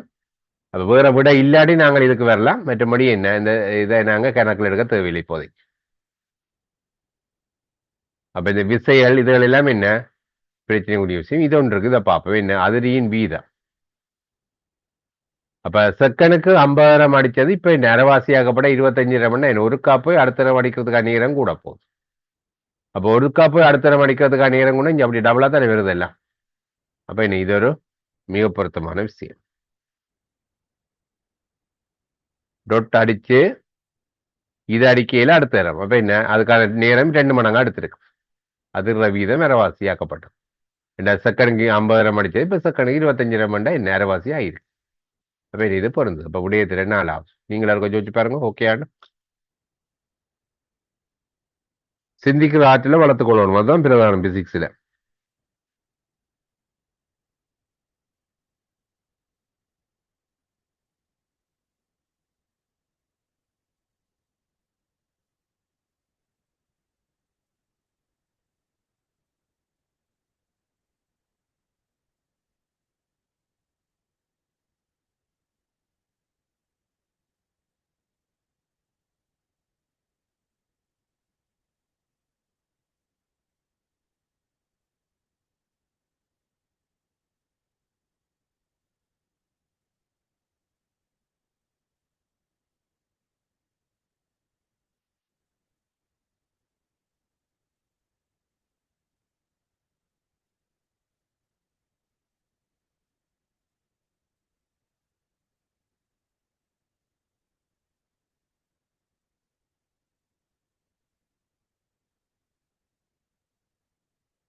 ரைட். அப்போ ஓகே விளையாடும்.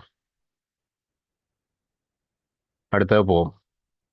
பிரச்சனைனா கேட்டுக்கொள்ளணும்.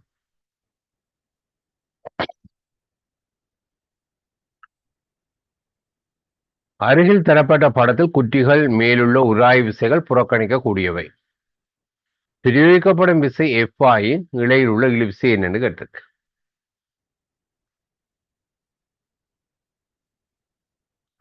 இப்போ முதல் இந்த M1 திரிவில் எப்படி ஒரு விசையை பாவிக்க என்ன இந்த திரிவு இந்தியால நகர முயற்சிக்க போகுது. நகர முயற்சிக்கு என்ன இதையும் பிடிச்சு இழுக்க போகுது. இப்ப M2 பிடிச்சு இந்தியால இழுக்க போகுது. இப்ப இது தாக்க விசை.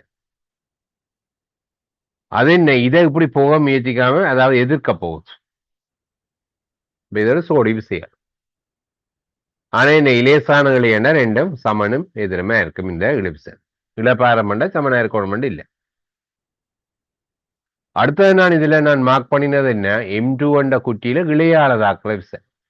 இலையில M2 தாக்குற விசை இல்லை. ஏன் பொதுவா நாங்க எப்சமன் எம்மைய திணிவுகளுக்கு தான் பிரயோகிப்போம். அப்ப திணிவுகள்ல தாக்குற விசை தான் மழமையா குறிக்கிறேன் நான். இப்ப நான் இதுல மார்க் பண்ணினது என்ன M2 என்ற குட்டியில இந்த இளையால தாக்குற விசை. இதுல மார்க் பண்ணின என்ன M1 என்ற குட்டியில இந்த இளையால தாக்குற விசை. இந்த இடத்துல இலை எப்படி பிடிச்சு இழுக்க போகுது குட்டியை, இலை எப்படி பிடிச்சு இழுக்க போகுது குட்டியை தான் மார்க் பண்ணியிருக்கிறேன். அப்ப நான் இந்த இழுவிசையை காரணது தொகுதியா எல்லாம் சமன்பாடு வாங்கி டீ எடுக்கல. அது ஏன் டீ எடுக்கணும் இதுக்கு உடைச்சு பார்த்தா மட்டும்தான் டீ எடுக்கலாம். ஏன் 2 திணிவையும் தொகுதியா பார்த்தா அது ஒன்று கேன்சலா போயிடும். ஒன்றில் இது அல்லது இதை கருதினா மட்டும்தான் நான் இந்த இழுவிசை காணலாம். நான் என்ன செய்யறேன்டா இது எடுக்கிறேன். ஏன் இது எடுத்தா அங்க 2 விசை வந்துடும். எனக்கு கொஞ்சம் கூட்டி கழிக்கிறது மீன கட்டவே இல்லை. அப்ப நான் என்ன M2க்கு F சமன் எம்ஏ பாவிக்கிறேன்.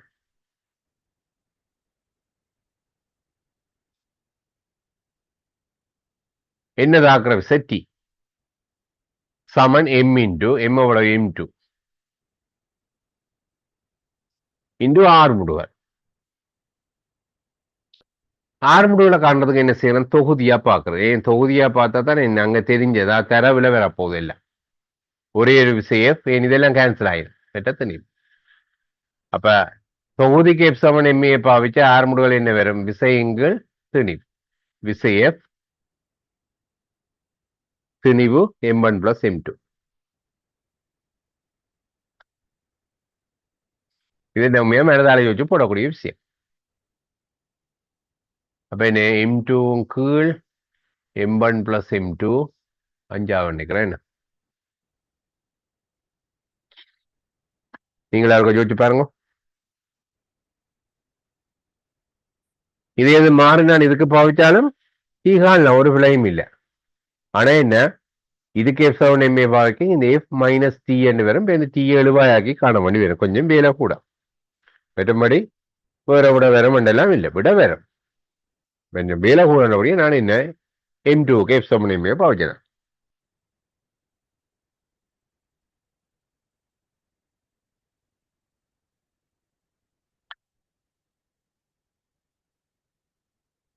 பிரச்சனை இருந்தா கேளுங்க.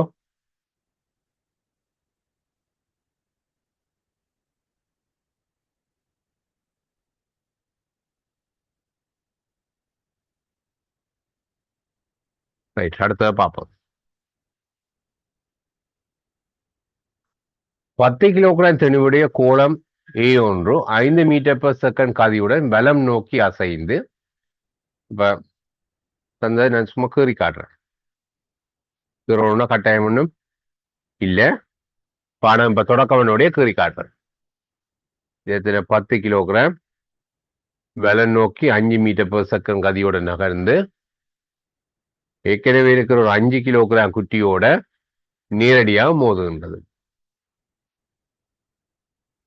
மோதுகை நடந்தேறிய உடனான வேகங்களை பின்வருவற்றில் இது குறிப்பிடாது. ரைட்.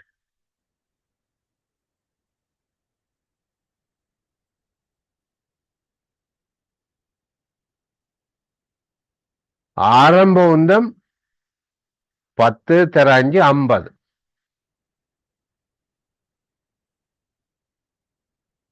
அடுத்தது எல்லாமே பலன் நோக்கியன்னு சொல்லிக்கிறார். அதாவது இஞ்சாரி பக்கம் தான் எண்ணும் போது. அப்ப நாங்க இப்போ இருக்கா பெருக்கி பார்ப்போம்.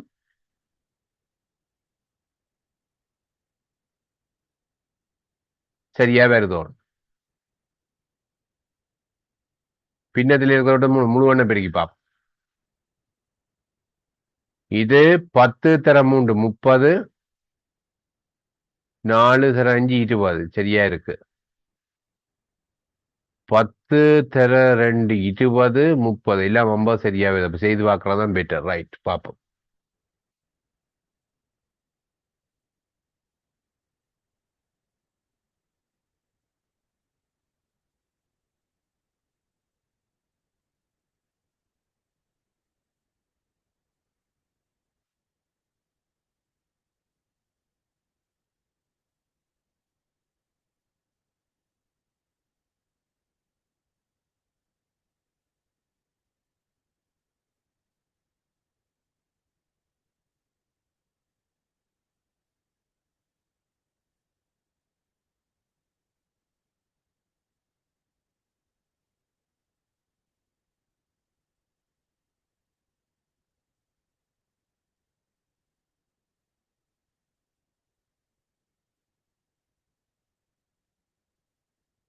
இது நான் நினைக்கிறேன் பூரண மீள்தன்மை மோதுக நினைச்சு கேள்வி போட்டு நம்ம நினைக்கிறேன்.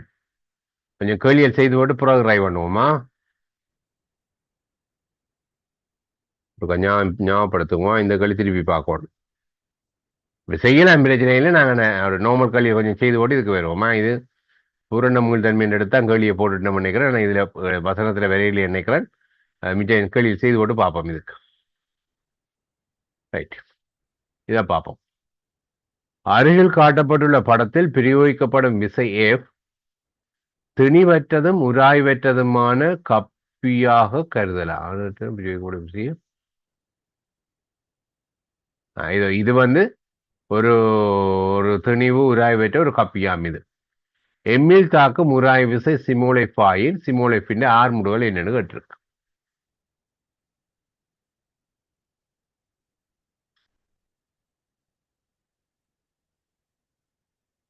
இந்த இழையில தாக்குற இழுவிசையை நான் டி என்று குறிக்கிறேன்.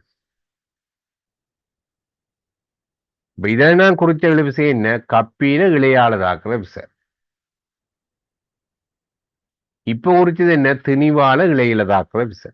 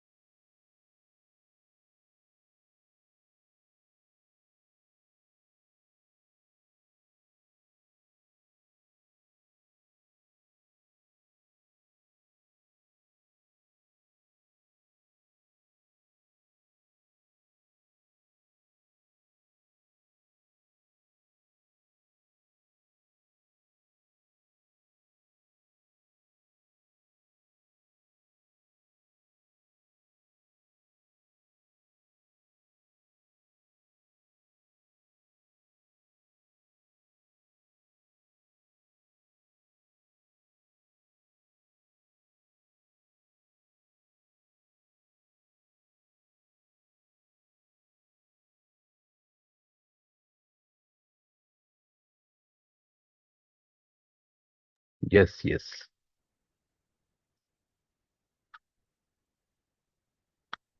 கப்பி வந்து திணிவு புறக்கணிக்கத்தக்கன்னு சொல்லியிருக்கு.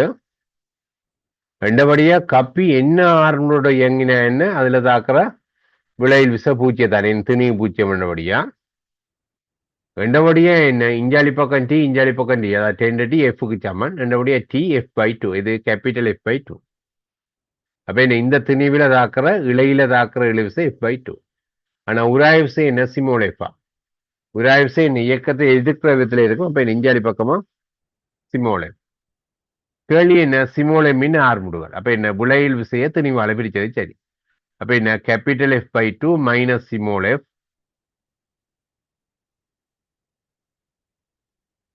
அத திணிவால பிரிச்சதுக்கு சமம்.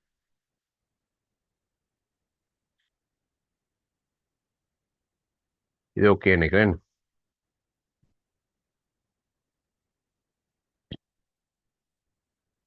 சரியா பாருங்க. பிரச்சனை என்ன பிரச்சனை சொல்லுங்க.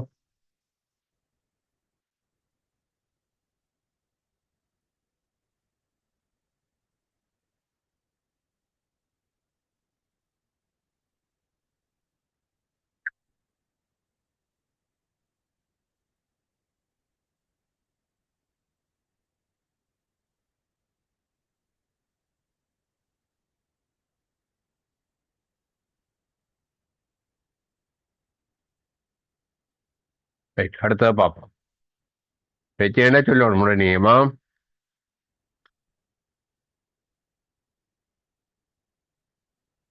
ஏ குறுக்குவெட்டு பெறப்புடைய குழாய் ஒன்று கூடாக 3V கதியில் கிடையாக வெளியேற்றப்படும் சீரான நீர்த்தாரை ஒன்று இக்கதியில் நிலைக்குத்தான சுவர் ஒன்றை அடிக்கின்றது. எல்லா நீரும் சுவருக்கு செங்குத்தாக V கதியில் பின் அதைவதாகவும் நீர் நடத்தி ரோ ஆகவும் இருப்பின் தாக்கும் விசை என்று கேட்டது.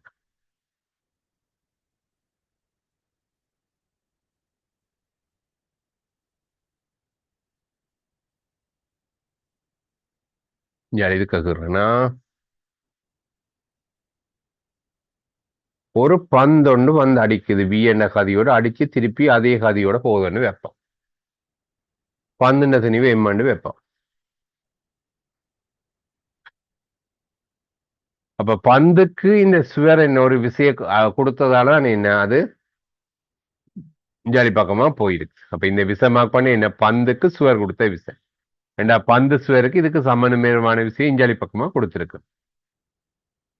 அப்ப இந்த விசை நேரம் இதற்கு இடையிலான தொடர்பு பார்த்தோம்டா, தாக்கம் விசை தான் நிகழ்ச்சிருக்கு. இப்ப விசை பார்த்தோம்டா உந்த மாற்றத்துங்கள் நேரம். இங்க இந்த ஒரு பந்து வந்து அடிக்கிற மாதிரி என்ன நீர் வந்து தொடர்ச்சியா வந்து அடிக்குது. அப்ப நான் என்ன ஒரு சிறிய நீர் இடைவெளியில பார்த்தாலும் சரி, நான் சும்மா ஒரு செகண்டுக்கு பாக்குறேன். நிமிஷிக்கு தானே ஒரு செகண்டுக்கு பாக்குறேன். அப்போ ஒரு செகண்டுக்கு எவ்வளவு நீர் வந்து அடிக்கும்னு பார்த்தா, இப்ப நீங்கள் ஒரு 10 மீட்டர் per செகண்டோட ஒரு கல் எறிஞ்சீங்கன்னா செகண்டுக்கு கிடையா 10 மீட்டர் அது போயிருக்கும். இப்ப இது 3v கதியோட போகுதுன்னா செகண்டுக்கு 3v தூரம் அந்த நீர் வந்திருக்கும். ஏண்டா சுவர்ல இருந்து 3v தூரத்தில் இருக்கிற அவ்வளவு நீரும் அந்த ஒரு செகண்ட் நீர் இடைவெளியில வந்து அடிக்க போகுது. அந்த ஒரு செகண்ட் நீர் இடைவெளியில அடிக்க தொடங்கின இது வந்து அடிச்சு பேருந்து இது வந்து அடிச்சு பேருந்து இது வந்து அடிச்சு அப்படி மொத்தம் 3v நீளத்துக்கு இருக்கிற நீர் வந்து அடிக்க போகுது. ஏன்னா திணிவுதான் தேவை. இப்ப நீளத்தை குறுக்குவெட்டு பிறப்பால பெருக்கி விட்டா கனளவு வரப்போகுது. இப்ப ஏ இன்டு 3v கனளவு வந்து இன்டு அடர்த்தியால பெருக்கி விட்டா அடர்த்தி ஒரு பெருக்கி விட்டா திணிவு வந்துச்சு. தர வேக மாற்றம். வேக மாற்றம் பாத்தீங்கன்னா வியோட அடிச்சு வியோட பின்னதைக்கு தானே 2v வேக மாற்றம். அப்ப வேக மாற்றத்துக்காக 2v இவ்வளவுமே 100 செகண்ட்ல பாத்துறேன்.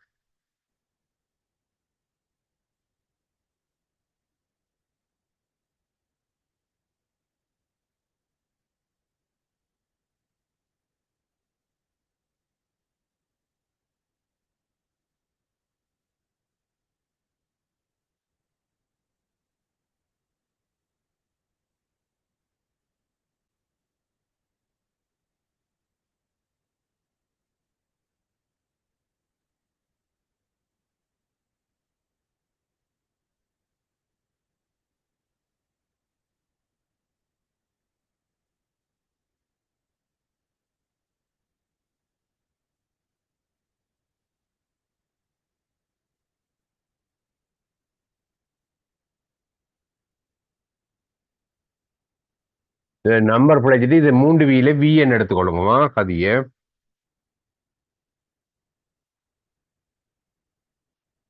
இந்த 3 இல்லையன்னு எடுங்குவா வி கதியோட என்ன இங்க 3 பெறாது. இந்த விட இல்லை அதுக்கு. என்ன 2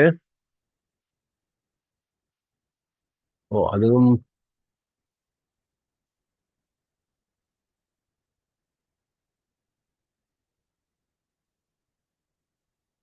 அப்பவும் விட பிழைக்குது. பாருங்க ஒரு நிமிஷம் பாருன்னா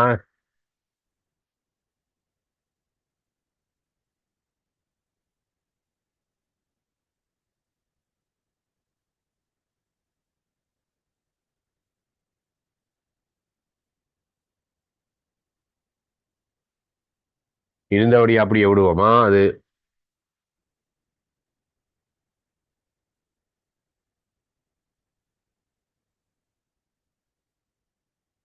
கொடுங்க பிழை போட்டோமா பார்ப்போம். குறுக்குவெட்டு பிறப்பு வேற நீளம் கனவளவு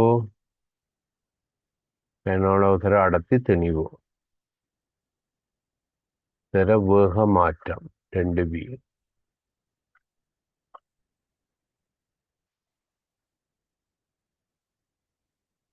சரி அதை இதை விட பிழைச்சிட்டு நினைக்கிறேன். அதாவது இது தந்த தரவின்படி பார்த்தா 6 ஏ இன்டு ரோ இன்டு வி வெட்கம்.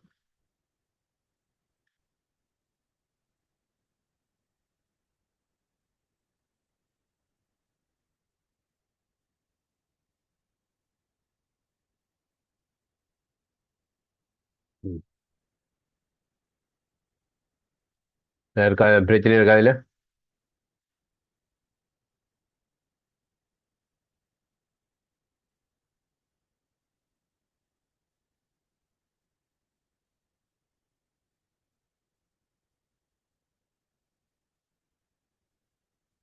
சில வேளை கேள்வியில வந்து சுவரை அடிச்சு பின்னதைக்காக வலிஞ்சு போகுதுன்னு சொல்லிடணும். சுவர்லயே அப்படி வலிஞ்சு போகுது.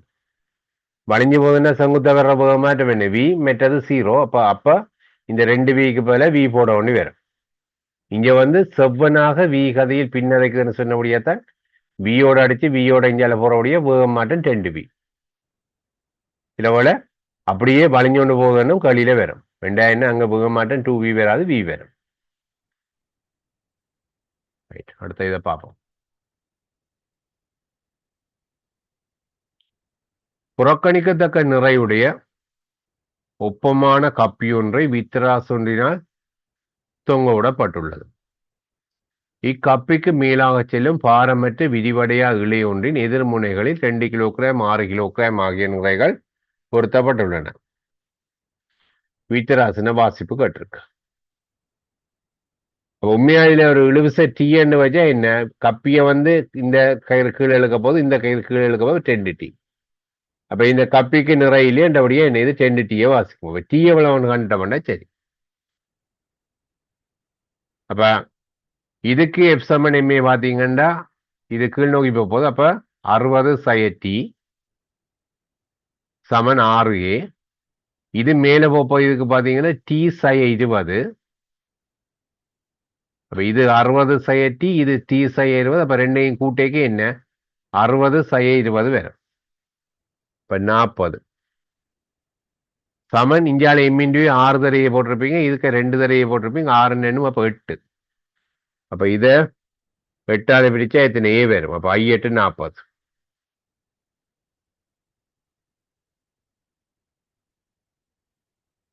அப்ப இனிப்ப என்ன கொண்டு போய் போட்டு டீயை காணலாம். அப்படி இல்லாம நான் ஒரு அடியாவே என்ன இந்த ஏ காணாம டீ காண்ற மாதிரி செய்கிறேன்.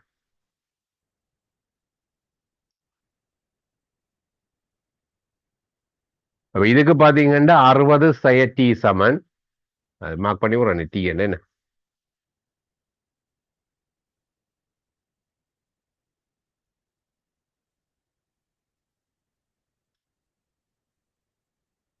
எம் இன்டு ஏ. என்ன 6 தர ஏ போட போறோம். அதே மாதிரி இதுக்கு பார்த்தோம்னா இது என்ன மேல் நோக்கி போக போகுது. அப்ப டி சய 2 டி சய 20 சமன் எம் இன்டு இது எத்தனை 10A வரப்போ. இது எத்தனை 6A. இது என்ன 3 மடங்கு தானே. அப்ப இன்டு 3 போட்டு விடுறேன். திருப்பி ஒருக்கா சொல்றேன். இதுக்கு எழுதுவோமா இருந்தா 60 சய டி சமன் எம் இன்டு 6 இன்டு ஏ போட போறோம். எழுதி காட்டுறேன். எம்சிக்குள்ள எழுதாம மேலதான போட்டு பழகும். 6A வரப்போகுது. இதுக்கு எழுதுவோம்டா எத்தனை எம் இன்டு ஏ 10A வரப்போகுது.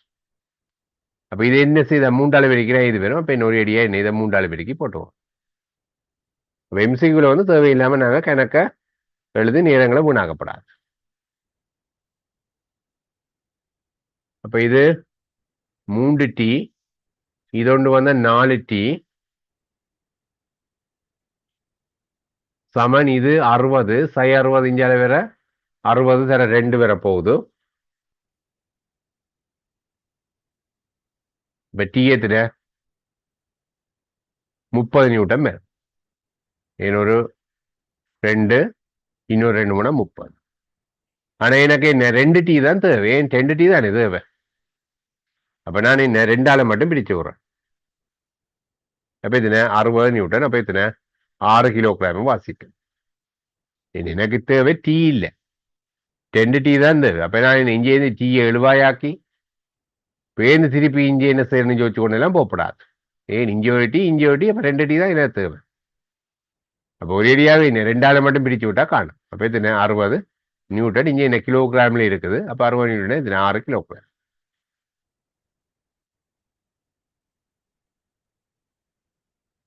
எம்சியூ தேவையில்லாம கணக்கு எழுதப்படும். ஆனா சரியா செய்வோம். அப்ப நாங்க வளமையான மெதட்ல என்ன நாங்க ஏய கண்டு போறது வீண் தேவையில்லா வெளியே. நீங்க ஏ எனக்கு தேவையே இல்லை. வளமையான மெதட்ல என்ன இது இந்த விசேஷ இந்த விசேஷமன் மொத்த திணிவு தர ஏன்னு போடலாம். இப்ப இந்த ஈய கண்டு இப்படி இப்படி வளமையான தரிசன மெதட்ல போறது நேரத்தை கொண்டு போயிடும். எங்களுக்கு கேள்வியில் என்ன தரவு தந்திருக்குது என்ன கேட்டிருக்கோ அதுக்கேற்ற மாதிரி அந்த கேள்விக்கேற்ற பாதையில போறதான் இந்த நேரத்தை மிச்சப்படுது. அடுத்து என்ன டீயை முதல் கண்டு போட்டு பேருந்து காணுவோம்னு ஒப்படாது. 10 டீ தான் கேள்வி. 2ஆல பிரிச்சு பேருந்து திருப்பி 2ஆல பிரிக்கிறது தேவையில்லாவே தானே. என்ன கேள்வியோ அதுக்கு ஏற்ற மாதிரி பார்த்து கொண்டு போகணும். இதுல யாருக்கா பிரச்சனை இருக்கா?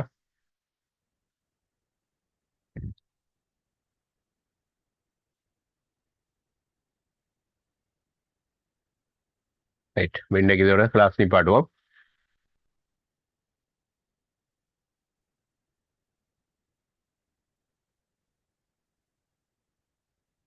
இந்த புதுசா வந்தால் என்ன நிலைமைன்னு இருக்கா சொல்லுமா, தொடரக்கூடியதா இருக்கா என்னண்டு பேருந்து பேருந்து நாளை காலம் கொள்ளுறது சொல்லும் என்ன சுச்சுவேஷன்டா, தொடரக்கூடியதா இருக்குதா என்ன மாதிரி என்று. ரைட்.